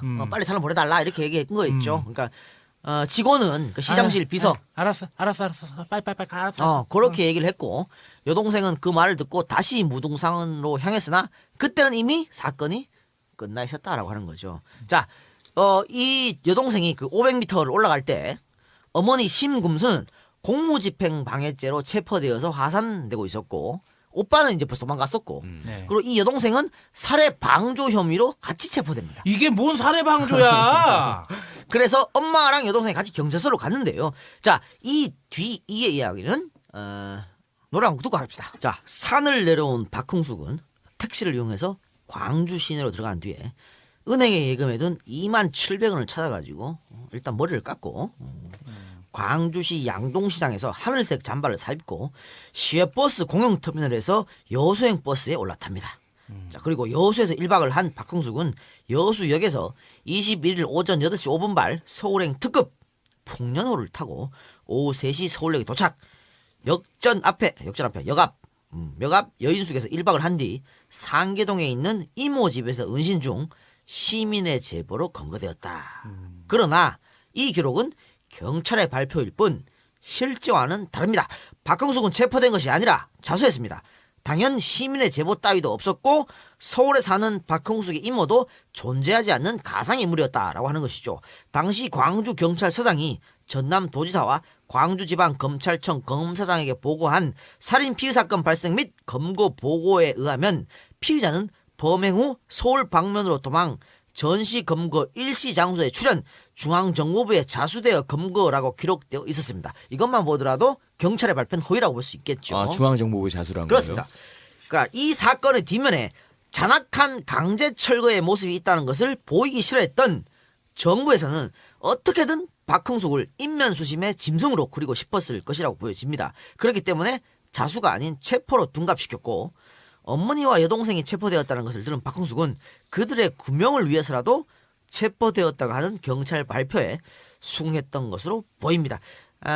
이거는 그런 거죠. 그러니까 일단 박형숙은 정말 쓰레기다. 그러니까 그런 걸 나타내고 싶었던 거야. 잔혹한 그러니까 살인마. 그치. 그런 사람이 자수할 수 없는 거지. 응? 그렇지. 그러니까 원래는 사실은 이 사건은 박형숙의 어떤 정말 끔찍한 살인 사건도 일면에 있지만 또 다른 이면에는 우리 사회 도시 빈민의 어떤 자화상 이런 게 있지 않습니까? 그렇죠. 그러니까 그걸 숨기고 싶었던 거지 정부에서는. 그거는 안 내보내고. 그렇지. 그래서 이렇게 했던 것 같고요. 아니 그리고 상식적으로 이렇게 가난한데 이모가 있었으면 상계동에 사는 이모가 있었으면은 뭐 도와주기라도 하고 조금이라도 뭐 돈이라도 빌려주고 그랬을 텐데 그랬다면은 이 사람들이 무등산에 무허가 건물 짓고 살았겠어요. 그렇죠. 자, 박형숙은 말이죠. 사건이 있은 후에 자신의 범죄 사실을 뼈저리게 뉘우쳤습니다. 박형숙의 증언을 한번 들어봅시다. 사랑하는 부모, 사랑하는 자식, 사랑하는 형제를 잃고 애통해하는 유가족들의 모습이 자나깨나 눈앞에 아른거려서 날이 갈수록 괴롭고 괴롭다. 나의 죄는 100번 죽어도 사죄할 길이 없다. 나 같은 기영아가 다시는 이 땅에 발붙이지 못하도록 어떤 극형을 주시더라도 달게 받겠다. 이런 이야기를 법정에서 했습니다. 그러니까 뭡니까? 박형숙 자신의 죄를 정말 뉘우쳤다. 네. 이렇게 볼 수 있겠죠. 자, 그러면 박형숙이 자수를 한 것은 방금 말씀했던 그런 점이 작용한 것으로 보입니다. 그러니까 뭐 엄마하고 여동생을 살리기 위한 그런 것도 그렇죠. 보이는데 네. 또 이렇게 자신의 죄에 대한 잘못 이걸 뉘우쳤기 때문에 자수한 것으로 보이는데요. 자, 그럼 실제 박형숙은 어떻게 자수를 했는지 한번 살펴봅시다. 네. 우선 버스로 여수에 간 게 아니었고요. 기차를 이용해서 여수로 상했습니다. 그리고 여수로 가는 기차 안에서요. 박형숙은 외항선, 그러니까 해외 단위 배를 탄다는 정모 씨라는 사람을 만나게 됩니다. 이 정모 씨와 이런저런 이야기를 나눕니다. 이때 정모 씨가 인민공화국 또는 남조선이라는 말을 자꾸 쓰는 거 보면서 이상하게 여기기 시작을 합니다. 기차를 내려가지고요. 이 정모 씨와 같이 여인숙에서 하룻밤을 보낸 박형숙은 이 정모 씨가 간첩이라고 확신을 합니다. 서울역에 내린 뒤에 정모 씨를 간첩이라고 중앙정보부에 신고를 바로 합니다. 그리고 그 자리에서 내가 박형숙이라고 자수를 한 겁니다. 그럴 수밖에 없었겠죠.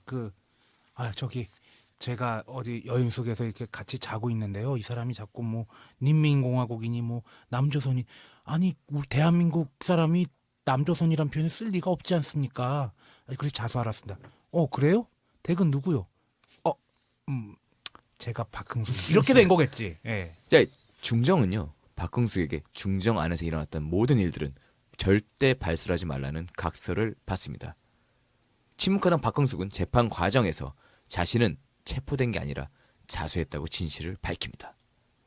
변호사 이기용도 항소 이유서를 통해서 박형숙이 자수한 것이니까 정상을 참작해달라고 재판부에 요구를 했고요.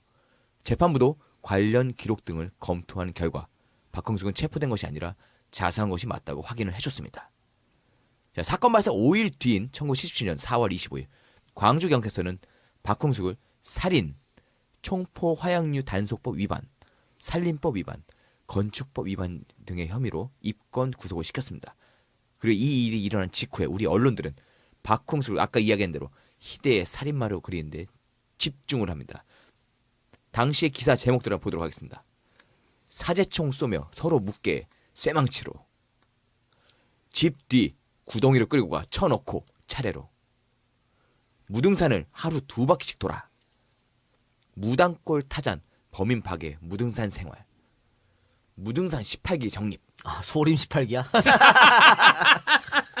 전남의 아이, 참. 1호 도립공원이다. 광주의 상징인 무등산이 사이비 종교의 아성으로 말썽을 빚더니 끝내 살인극. 이거는 엄마랑 엮으려고 하는 것도 그렇죠. 있겠네. 예. 광주 무등산 중턱에 무당, 점쟁이, 박수 등 미신 집단이 모여 무당촌을 형성. 박에 못 친 광주 시내의 집이 세 채. 뻔뻔하게 태연, 때때로 웃음 터뜨려. 도끼 품은 얼굴에 잔인한 미소가. 30여 명의 주민들이 낙과 몽둥이로 집단 낭독. 이게 당시 기사의 타이틀이었습니다. 예. 자, 철거를 대비해서 아까 얘기했던 공부방으로 만들어내고 파놨던 구덩이는요 졸지의 방공으로 변하게 됩니다. 무등산에는 무당골이 있고 무당골은 사이비 종교들이 판을 치는 골짜기이고 사이비 종교로 남 등쳐먹고 사는 무당의 아들이 박흥숙이다. 이걸로 몰고 간 거죠. 당시 언론이 이런 식으로 박흥숙의 개인적 일탈과 잔혹성에 초점을 맞추고 박흥숙이 살던 무등산이 점쟁이들과 무당에 의해 점령당했다고 기사의 방향을 몰고 간 건 철거반의 잔혹한 행위를 숨기려고 하는 정부의 계략이었습니다. 정부는 언론에게 철거할 때 화재가 났다는 말을 쓰지 말라고 지시하기도 했어요. 이렇게 외압을 행사합니다. 왜냐? 당시 도시 빈민들의 강제 철거는 전국 각지에서 매우 흔한 일로 일어나는 일이었거든요. 그렇죠. 예, 그만큼 피해를 입은 사람도 굉장히 많았고요. 그리고 그로 인해서 한신계열 그러니까 기독교 장로회라든지 그리고 도시 빈민 철거에 대해서 당시에 의식 있는 민주화 운동 세력들은 굉장히 많은 도시 빈민 운동가들의 활약이 많았었죠. 예, 예. 매우 관심들이 많았습니다. 그만큼 피해를 입은 사람도 많았고요. 일부러 불을 질렀다는 이야기가 기사에 나면요. 여론이 안 좋아지겠죠. 이렇게 판단한 정부가 나선 겁니다. 사실 불을 지르라고 시킨 것도 광주시청에서 직접 지시한 겁니다. 다시는 집을 짓지 못하게 뿌리 뽑으라는 것이 그들의 의도였죠. 불만 지르지 않았다면 4명이 사망하는 이 끔찍한 사건이 일어나지 않았을 것이라고 생각했을 때 당시 광주시청의 지시는 인권을 유린한 아주 자랑무도한 행동이었죠. 아까 말씀드린 대로 가재 도구를 빼라고 할 때 박흥숙이 협조를 했잖아. 협조했지. 그것만 봤을 때는요. 불만 지르지 않았다면 이런 살인 사건 절대 일어나지 않았다. 그렇게 볼 수 있겠죠. 그렇죠. 불 안 지르고 그냥 철거니까 네. 그냥 밀어버렸으면 되는데. 근데 이 불을 질렀다는 것 때문에 이런 일이 일어났다고. 불을 지르는 의미는 철거의 의미가 아니라 죽으란 얘기지, 말살의 의미 씨발. 아니야. 말살의 네. 의미. 아니 집에 불을 지르면요. 그 사람들은 당장 어디 가서 삽니까? 그렇지. 길바닥에 나앉을 수밖에 없는 거 아니겠어요? 막다른 골목에까지 사람을 몰고 간 거죠. 그렇다면 왜 광주시청은 이렇게 무리하게 철거를 집행했을지 한번 볼 필요가 있습니다. 이유가 있겠죠? 예, 전국체전이 광주에서 열릴 예정이었거든요. 일단 전국체전 열리면은 박정희 대통령이 참가를 할 거고요. 그러면 무등산 도립공원을 박정희 대통령이 처음으로 시찰한다는 이야기가 있었습니다. 이거는 확실한 거 아니야. 일단 왜 우리 그렇죠. 우리 군대 때 그랬잖아. 우리 내가 말이죠. 부산에 있을 때 우리 영삼이 형이 그때 에이페인가 뭐 있었어. 그래 부산에 온다 그랬어. 예. 근데 영삼이 형이 부산에 오는데 우리 부대에 올 일이 없잖아. 왜야? 그런데 혹시 몰라서 혹시 모르니까. 저기 씨발 육사이 고지에 있는 화장실 청소 다 했다니까 미친 새끼들이. 아니 그리고 나 군대 있을 때도 저기 군단장이 제가 포병 여단에 있었으니까 군단장이 온다는 그런 여단장인가 군단장이 온다는 얘기가 있으니까 야 진짜 막사 평소에 그냥 쓰던 막사를 페인트 칠을 다시 하고 미친놈들이라니까 그러니까. 와 맨날 물광 내고 나 그리고 그때 저기 자유의 다리 밑에 있을 때 홍수가 났는데 그 다리 밑에 길을 다 마자자로 쏴서 다 했거든. 그랬더니 군단장이 헬기 타고 지나갔어. 그런 거야. 아니 우리 선한장 온다 그럴 때 왜 우리 예비군 교장이 있었으니까 예비군장 산골짜기 있잖아요. 예. 거기 똥속관도 다 치워. 근데 겨울에 그 똥통이 얼잖아. 얼지. 그 똥탑. 깨가지고 막 치운단 말이야. 똥탑. 근데 사단장이 미쳤냐? 거기 올라가게?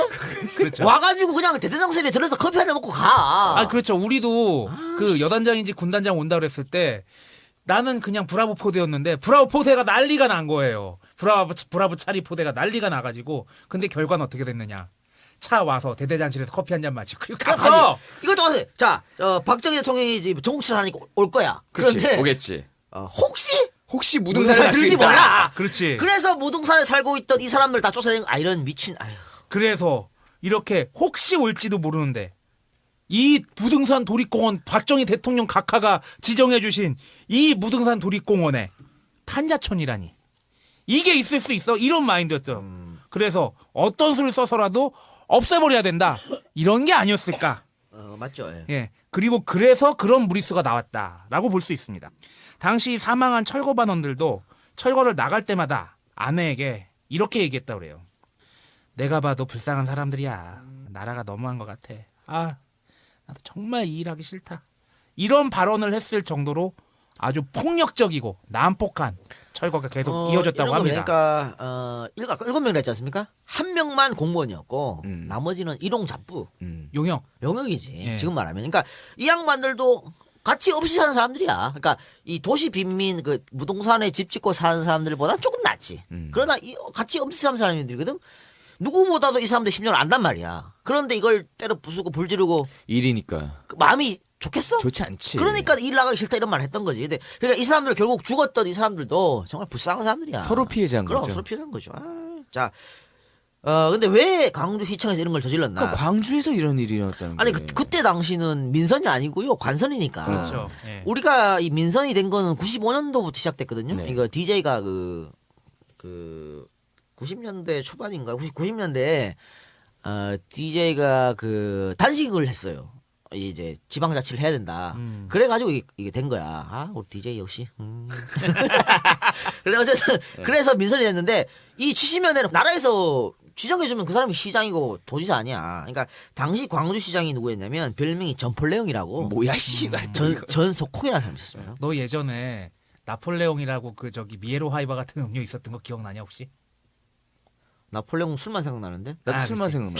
캡틴 큐. 양대산맥 캡틴 큐 나폴레옹. 존나 싸구려 나폴레옹. 싸구려 개술. 똥똥똥똥똥. 구슬 마시면 대가리 터지는 너. 예. 아유. 그 군대 복귀할 때 다리에다가 이렇게 차가지고 이렇게 테이프를 감아가지고 들어갔던. 우리 저 수학여행 갈 때 많이 그렇죠. 많이 꽁차가 묵었어. 예. 그 전폴레옹이라는 별명이 있던 전성콩이었는데요. 박통을 위해서 뭐 이 정도는 당연히 전폴레옹인데 이 정도 당연히 했겠지. 그렇죠. 자, 이 전성콩은 역시 서울대 출신입니다. 이씨 왜? 늘 그래. 근데 광주시장 전라남도 지사를 역임했고요. 15대 국회의원. 이 15대 국회의원 어디서 지냈겠어? 당연히 한나라지. 당연히 한나라지. 뭘 알겠어. 봐. 자, 그리고 이명박이가 대통령 후보로 나왔을 때 이명박 선거 대책위 부위원장. 또 한나라당의 싱크탱크라는 여의도 연구소의 이사장을 했습니다. 딱 새누리스러운 인물이다라고 할 수 있겠죠. 근데 또 아이러니한 게 말이죠. 이 양반이 시집을 여러 권 낸 시인이야. 시인. 작가야? 작가야. 그것도 사람들의 마음을 후벼파는 서정시를 만드는 시인이다. 뭐야, 씨. 이 양반이죠. 웃긴 게 이 양반이 쓰는 시 중에 제목이 노점상 할머니 혹은 력화 행상가 거린 이런 시들이 있어. 그러니까 그 막다른 생의 골목으로 내몰린 사람들 이런 사람들의 어떤 애한을 그린 시지. 아니 씨발 무슨 MB처럼 내가 해봐서 아는데도 아니고 씨 뭐야. 이런 시를 썼던 사람이 이렇게 무동산에 우리 없이 사는 사람들한테 불을 질러라 이런. 아니 뭐 국회의원도 지냈다고 하니까 요새 뭐 국회의원들 그 출판 기념회 그런 거 많이 하고 그랬다는 생각도 나고 그리고 결국은 자기 이미지 혜택하려고 그런 거야 그런 걸 수도 있지 않을까? 몰라요. 씨발 이런 사람들이 계속 나라를 좌지우지하는 위쪽에 올라가 있으니까 나라가 이 모양이죠. 자, 이 사건은 급속한 산업화와 경제 개발이 만들어낸 도시 빈민의 참혹한 생활을 이야기해줬다 이렇게 볼 수 있겠습니다. 왜? 경제 개발의 가장 큰 피해자는요 다른 게 아니고 바로 농촌 주민들이었습니다. 왜냐? 박정희는 말이죠 수출로 먹고 살아야 한다 이거를 늘 주장하지 않았습니까? 그래서 수출 제일론을 폈는데 그러면서 값싼 제품을 해외에 팔아 추월했죠. 그런데 그 값싼 제품을 어떻게 만듭니까? 노동자들이 책임져야지 그러면. 인건비가 가장 그렇지. 큰 비중을 차지하니까 인건비를 줄여야죠. 노동자들의 임금을 착취하는 방법으로 값싼 제품을 만들어서 해외에 팔아 추웠던 거죠. 그러기 위해서는 많은 도시의 노동자들을 필요로 했고 이는 저고가 정책으로 나타납니다. 그러니까 뭐야? 저고가 정책을 쓰면 농촌에 남아있는 사람이 없겠지? 왜 저고가 정책인데 누가 저기 그렇죠. 곡식을 농사를 져가지고 그걸 가지고 먹고 살아야 되는데 곡식을 농사를 져가지고 그 결과물로 먹고 살 수가 없으니까. 그러니까 도시로 가는 거야. 예전에 저희가 박정희 박정희 특집에서 특집에서 했었죠. 이촌 향도에 대한 얘기를 했었습니다. 자, 그러면 뭐야? 우리가 새마을 운동으로 뭐 씨발 뭐 새벽종이 올려내려서 뭐 무슨 뭐 판자촌이 없어지고 초가집이 없어지고 조가라 그러세요. 새마을 운동 살 사람이 없어 그런 거 아니야? 새마을 운동 하고 나서요. 농촌의 빚이 새마을 운동 이전보다 21배 증가했습니다. 21배 뭐야? 우리 집이 10만 원 빚이 있었는데 210만 원 된 거야. 빚이. 아, 대출을 뭐 한 1,000만 원 받았다 치면은 2억 2억 천이. 1,000만 원. 아휴. 이게 증폭된 게 바로 새마을 운동 때문에 그런 겁니다. 그러니까 더 이상 농촌에 살 수가 없겠죠. 그래서 어디로 갑니까? 서울로. 서울 아름다운 이 거리 그래 서울 러시를 이루게 됩니다. 자 봅시다. 1960년과 1970년 사이 10년 동안 서울 인구는요 245만에서 550만 명 넘었었어. 이거 뭐야 100% 이상 증가를 했죠. 10년 새에 2배가 올랐네. 그 뭐야 학력이 떨어지고 기술이 없는 이 도시 빈민들은 뭐해 단순 노동 공장 들어가고 막노동하고 공돌이 하는 거죠. 그러니까 뭡니까 우리의 사업화는 이 양반들의 희생으로 발전했다. 그렇죠. 박정희 한 게 우리 박정희 특집도 했지만 박정희 한 게 아니고 우리 언니 오빠 할아버지 할머니 우리 아버지 어머니 고생해서 씨발 만들었다고. 일베 개새끼들아 좀 잘 들어라고 미친년들아. 짜증나네. 자 어쨌든 이렇게 올라온 사람들은 돈이 없잖아. 어디 살아? 집을 구할 돈이 없는데. 그래서 뭘 하냐? 도시 외곽 산기슭에 판자촌을 형성하고 살 수밖에 없었다라고 하는 거죠. 이 건물들은 뭡니까? 당연히 판자촌이니까 무허가 건물 되겠습니다. 그런데 우리 정부는 이 무허가 건물에 살고 있는 도시 빈민들의 값싼 노동력이 필요했지? 그렇기 때문에 이들의 불법 건축을 묵인했다. 이때는 묵인된 거죠. 그렇지. 자 봅시다. 당시 서울 전체 집의 16.4%가 움막이나 판자촌 같은 무허가주택이었습니다. 1966년 서울 인구 380만 명 중 127만 명이 무허가주택에 거주했을 정도였습니다. 그러니까 어마어마했다고 볼 수 있겠죠. 그러다가 갑자기 야 니네 도시 미관을 해쳐 이러면서 어떠한 대책도 없이 강제 철거를 시작하기 시작합니다. 이렇게 되니까 도시 빈민들이 폭발할 수밖에 없는 거죠. 여론이 터지는 겁니다. 정부는 재개발의 명목으로 그동안 묵인해왔던 일부러 이 양반 왜 묵인했어? 아까 말한 대로 이 사람들의 필요했잖아. 노동력이 필요했잖아. 노동력 때문에 묵인했던 거는. 그런데 이제 니네 노동력 필요 없어 씨발 이러면서 도시 빈민들을 강제 이주시켰는데 그때 들고 나온 명분이 뭐냐면 무허가였어요. 그러니까 무허가를 묵인했는데 이제 세월이 지나니까 니들은 무허가니까 쫓아낼 명분을 만드는 겁니다. 그래서 필요할 때는 묵인하고 있다가 쫓아낼 땐 무허가니까 위법이다 이렇게 쫓아낸 것이죠. 그러니까 위정자들 이 양반들한테 도시 빈민이라는 사람은 필요할 때 써먹고 버릴 때는 뒤도 안 보고 버리게 만드는 그냥 똥 닦는 휴지 정도. 딱 그거네. 사람을 똥 닦는 휴지로 봤던 거죠. 그렇게 봤던 겁니다. 우리가 박정희 특집 때 뭘 얘기했습니까? 도시 빈민 강제 이주 사건, 광주 대단지 사건 있었죠. 이거 그 강남 개발과 광주 그렇죠. 대단지를 비교해서 얘기했죠. 네. 광주 대단지 사건도 바로 이렇게 해서 나온 겁니다. 그렇죠. 그러니까 박정희와 당시 정부 사람들 생각이 뭐냐? 버러지 같은 니네 없이하는 니네 개새끼들은 니들끼리 똥통에서 살아라. 국가 발전을 위해서 니들 연락 희생한 다음에 니들은 없는 놈들이니까. 그렇지. 그리고 쓸모가 용도가 다 사용되면은 폐기됐으니까. 용도 폐기됐으니까 니네는 이제 죽어라. 서울 시내에서 안 보이는 예. 저기 꼴통 가서 살아라. 그렇지. 이렇게 해서 쫓아낸 겁니다. 자, 그 이야기들을 좀 더 찾아보도록 하겠습니다. 1964년 숭인동, 대방동, 대연동, 후암동, 이천동 일대 무허가 집을 다 철거를 해버립니다. 그리고 이 철거민들을 당시에는 아무것도 없었습니다.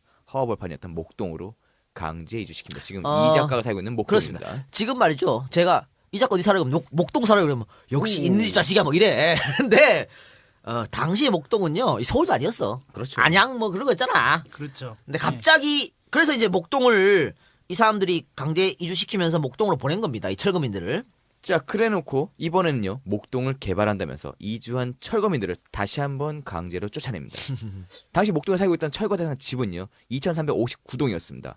집주인하고 세입자를 다 포함하면 5,205가구 정도 됩니다. 약 10,000여 명 정도가 되죠.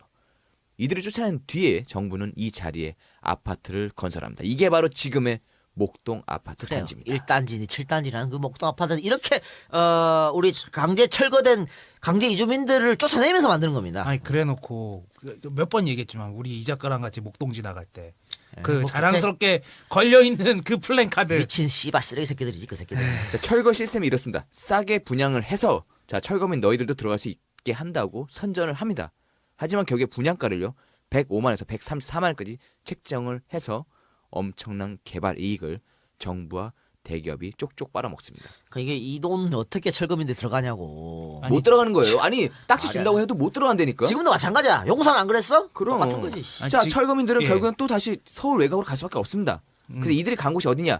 남양주, 부천, 성남 이런 식으로 되는 거예요. 아니 그러니까 아까 이 작가도 얘기했지만 지금 뭐 임대 아파트 뭐 아무리 싸고 작은 집이라도 뭐 한 3천만 원 될 텐데 근데 그 난곡 일대 그런 무허가 주택이나 그런 게 그리고 난곡 일대에 있는 그런 원룸이라든지 다가구 주택들이 뭐 500에 몇십만 원, 뭐 1000에 몇십만 원 그렇단 말이에요. 그럼 나머지 뭐 예를 들어서 뭐 임대 아파트가 몇 천만 원이다. 그러면 그 나머지 돈은 어떻게 하냐고. 그렇죠. 그동안 모으라는 얘기인지 뭐 일단 나가라고 한 다음에 그렇게 하면 말이 되냐는 거죠.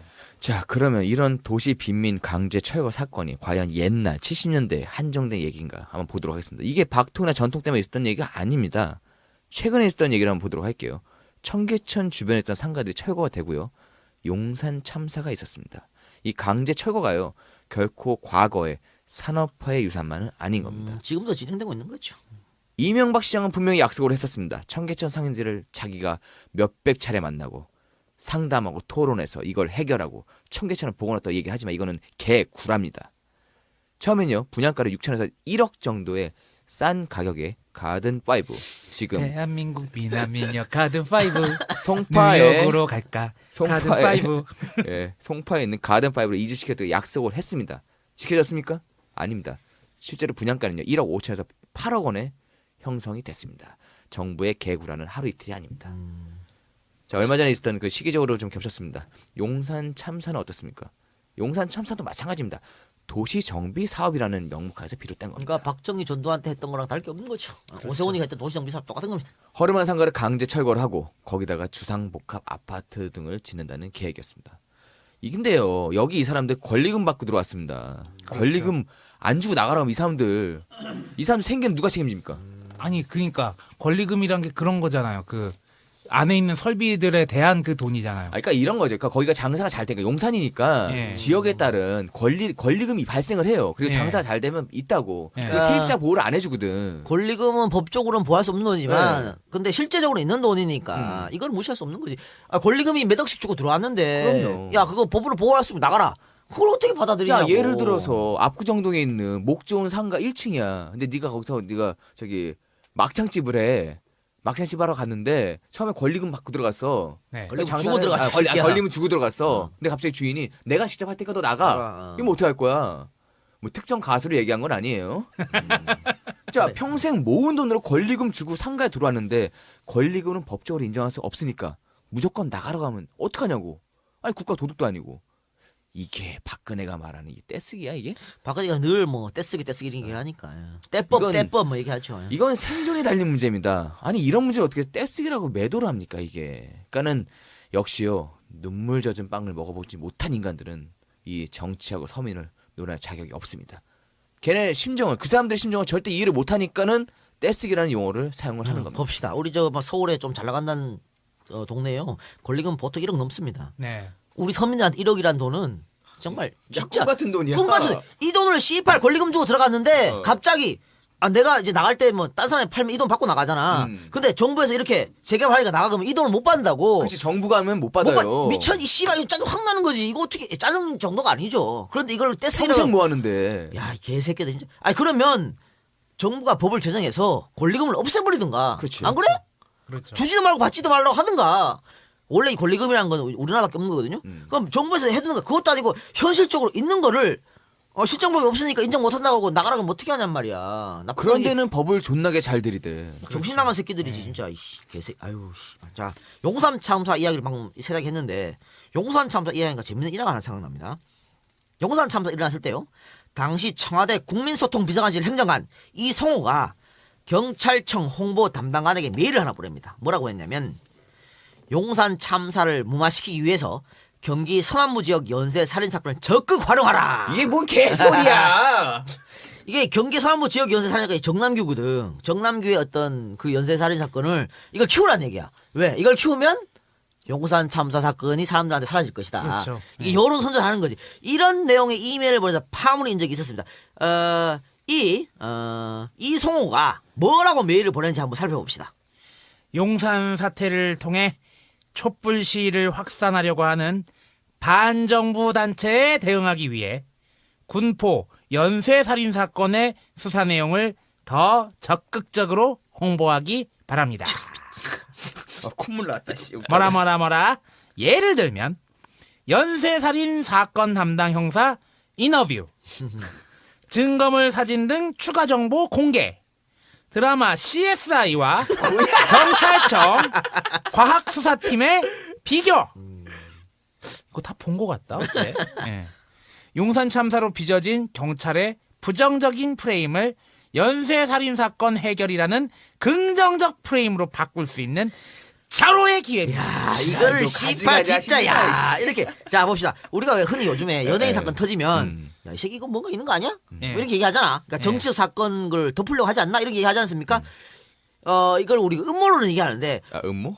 근데 이게 내가 좋아하는 음모야. 근데 이걸 꼭 음모론으로 볼 게 아닌 게 이런 게 정말 이 새끼들이 하는 거 한다니까 이렇게.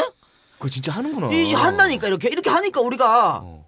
씨발 이상하게 볼 건 없는 것 같아요. 그치, 이 상황에 갑자기 누가 결혼하고 누가 뭐 하고 뭐 터뜨리고. 누가 연예인들 연애하고 그때 그러니까. 그 비하고 그 김태희 건도 약간 그런 거 있잖아. 그래 있었잖아. 뭐 예. 서태지하고 이지아 할 때. 아니 있었잖아. 이번 정권 들어서 연예인들이 너무 사고를 많이 쳐. 그러니까 연예인 도박 사건 일어났을 때 김학의 차관 뭐 있었잖아. 어. 그런 거 이게 우리는 그냥 음모론을 얘기하는데 지금 봐봐. 얘가 지금 메일 보낸 거 봐봐요. 이렇게 된다니까. 진짜 가능한 건가? 그렇지. 이게? 그러니까 이게 말이 근데 지금 방금 경찰에 메일을 보낸 우리 이모 씨, 이 양반이 말이죠. 이 양반의 아버지가 누구냐면 말이죠. 이기택입니다. 씨발 참. 아유. 그래요. 잘한다. 잘하지 뭐.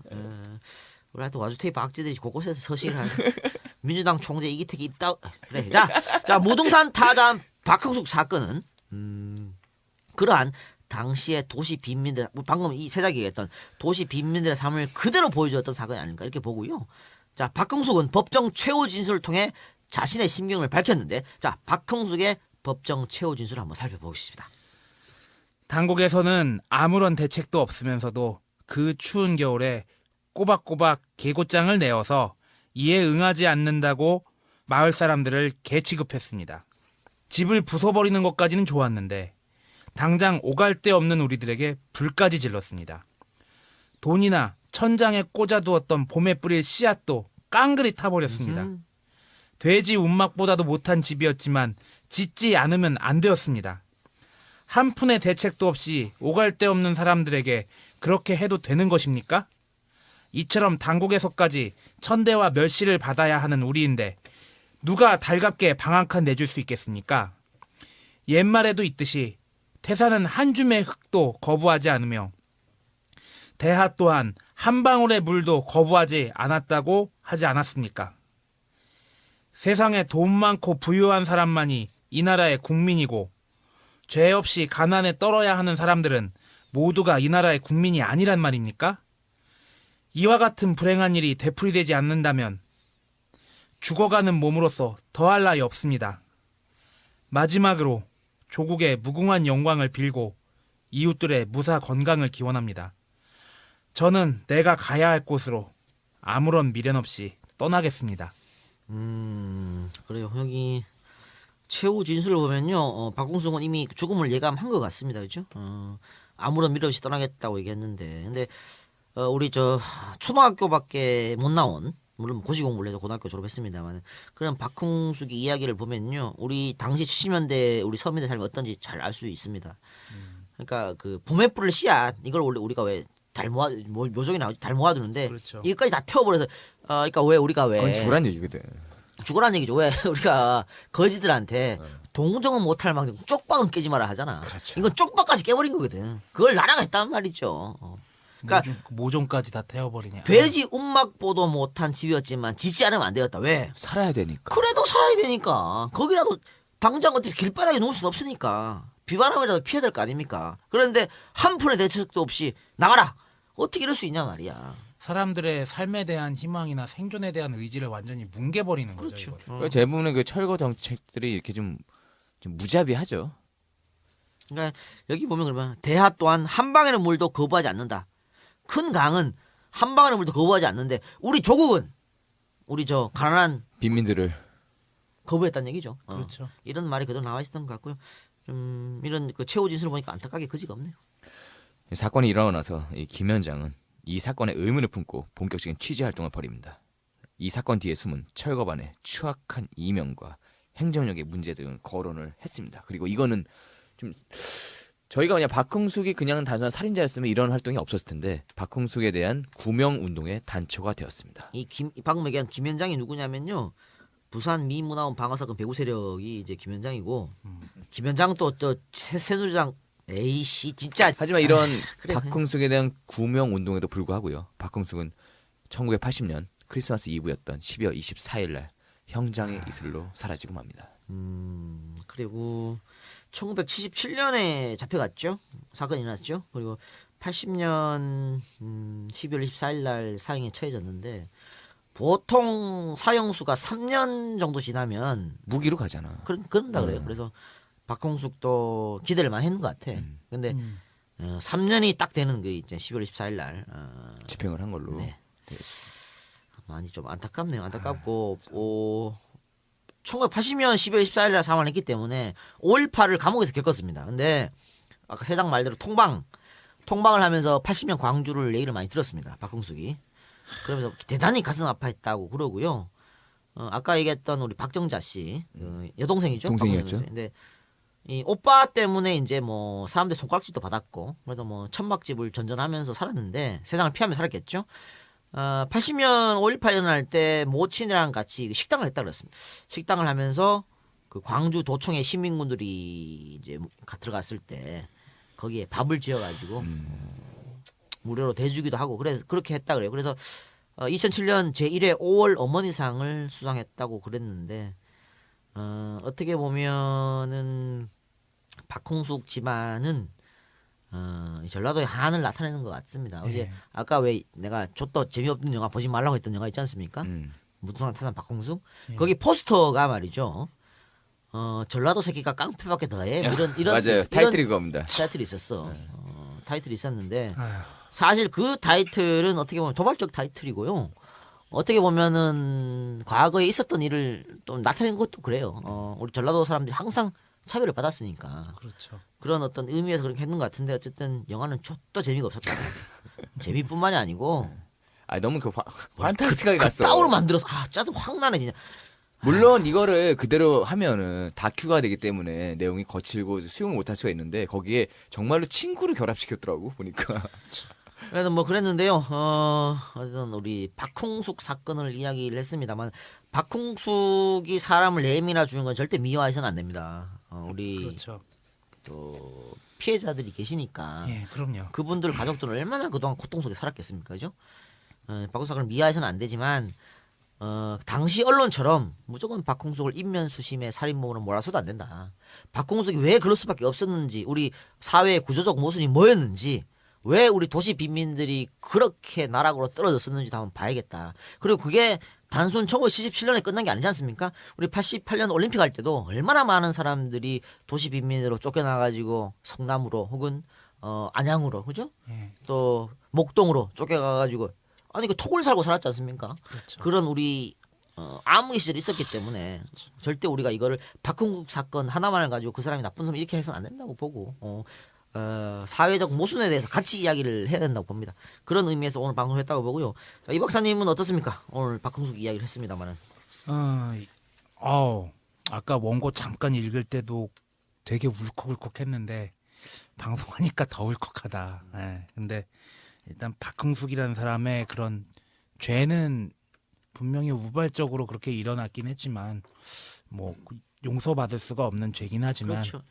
인간적으로는 참 사람도 뭐 좋고 그랬다는데 인간적으로 그런 극단의 극악한 상황에 내몰린 상황에서 그렇게 끝까지 살려고 버텼던 그런 일련의 과정들이나 그리고 그 범죄를 저지른 이후에 반성하는 모습 같은 거는 인간적으로는 굉장히 좀 안 됐다고 생각을 해요.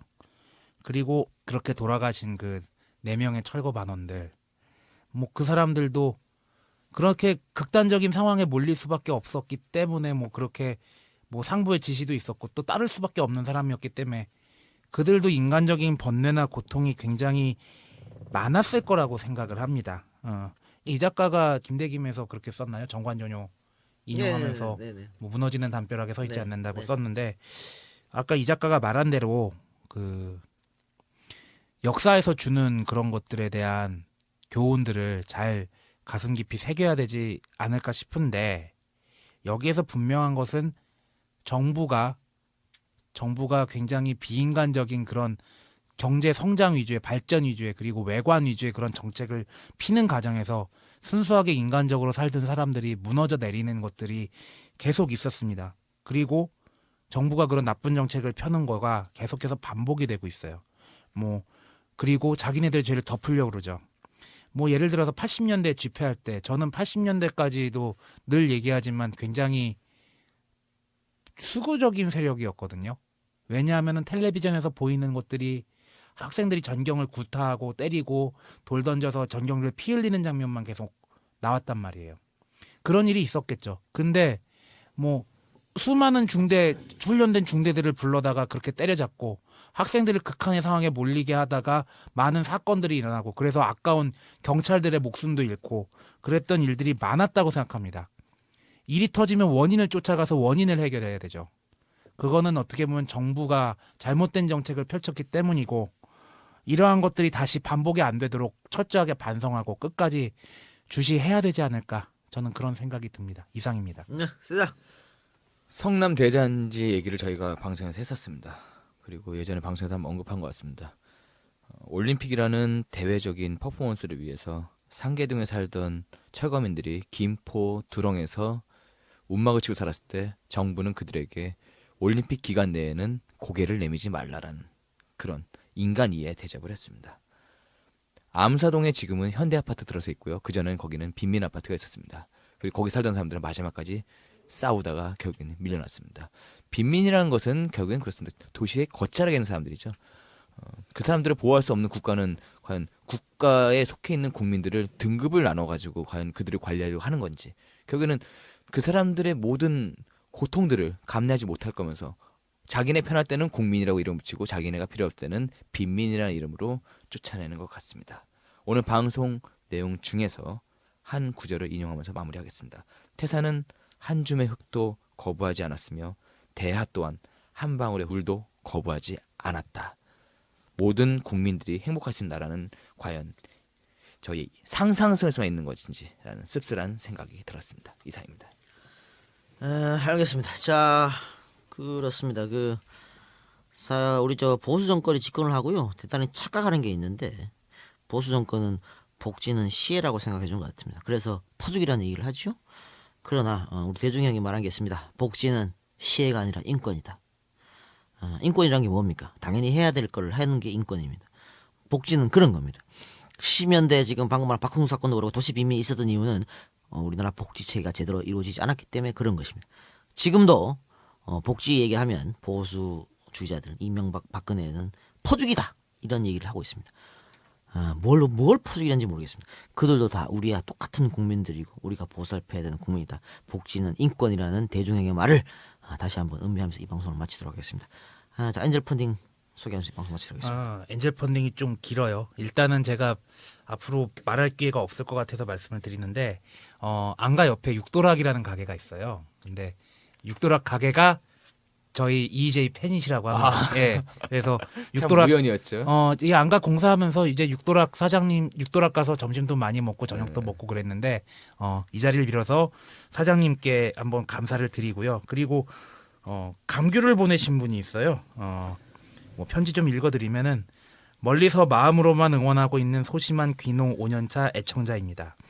물론 흔하디 흔한 귤이고 해서 보낼까 말까 주저하다가 제가 태어나 처음으로 농사지은 수확물이라 나름 얄팍하게 의미를 실어 보냅니다. 흐흐. 약소하지만 또 친환경으로 지은 것이라서 못생겼지만 마무리 안가 공사 하시면서 방송하시다가 목이라도 축이셨으면 합니다. 그리고 15kg 박스 귤은 비상품이지만 저희들은 여기서는 감귤 주스나 감귤 에이드로 먹는 것이니 오해 없이 드시기 바랍니다. 차에서 쓰다가 글이 엉망입니다. 늘 건강하시길 바라며 제주 대글이 뭐 이렇게 보내셨네요. 울컥하네. 근데 안가는요 정식 오픈 아니고 그냥 가오픈입니다. 가오픈 했으니까 그래 가오픈이어서 안주도 젖도 맛도 없고요. 서비스도 엉망인데 심심하시면 한번 놀러 오시기 바랍니다. 예. 조합원 여러분들이나 EJ 팬 여러분들께 이 박사 또 다시 한번 울컥했어 지금 또. 아니 저 개새끼 맨날 울컥해. 감사드립니다. 적당히 해 이년아. 그리고 제공 소개하면서 마치겠습니다. 제공 박한별, 양규선, 김건호, 천부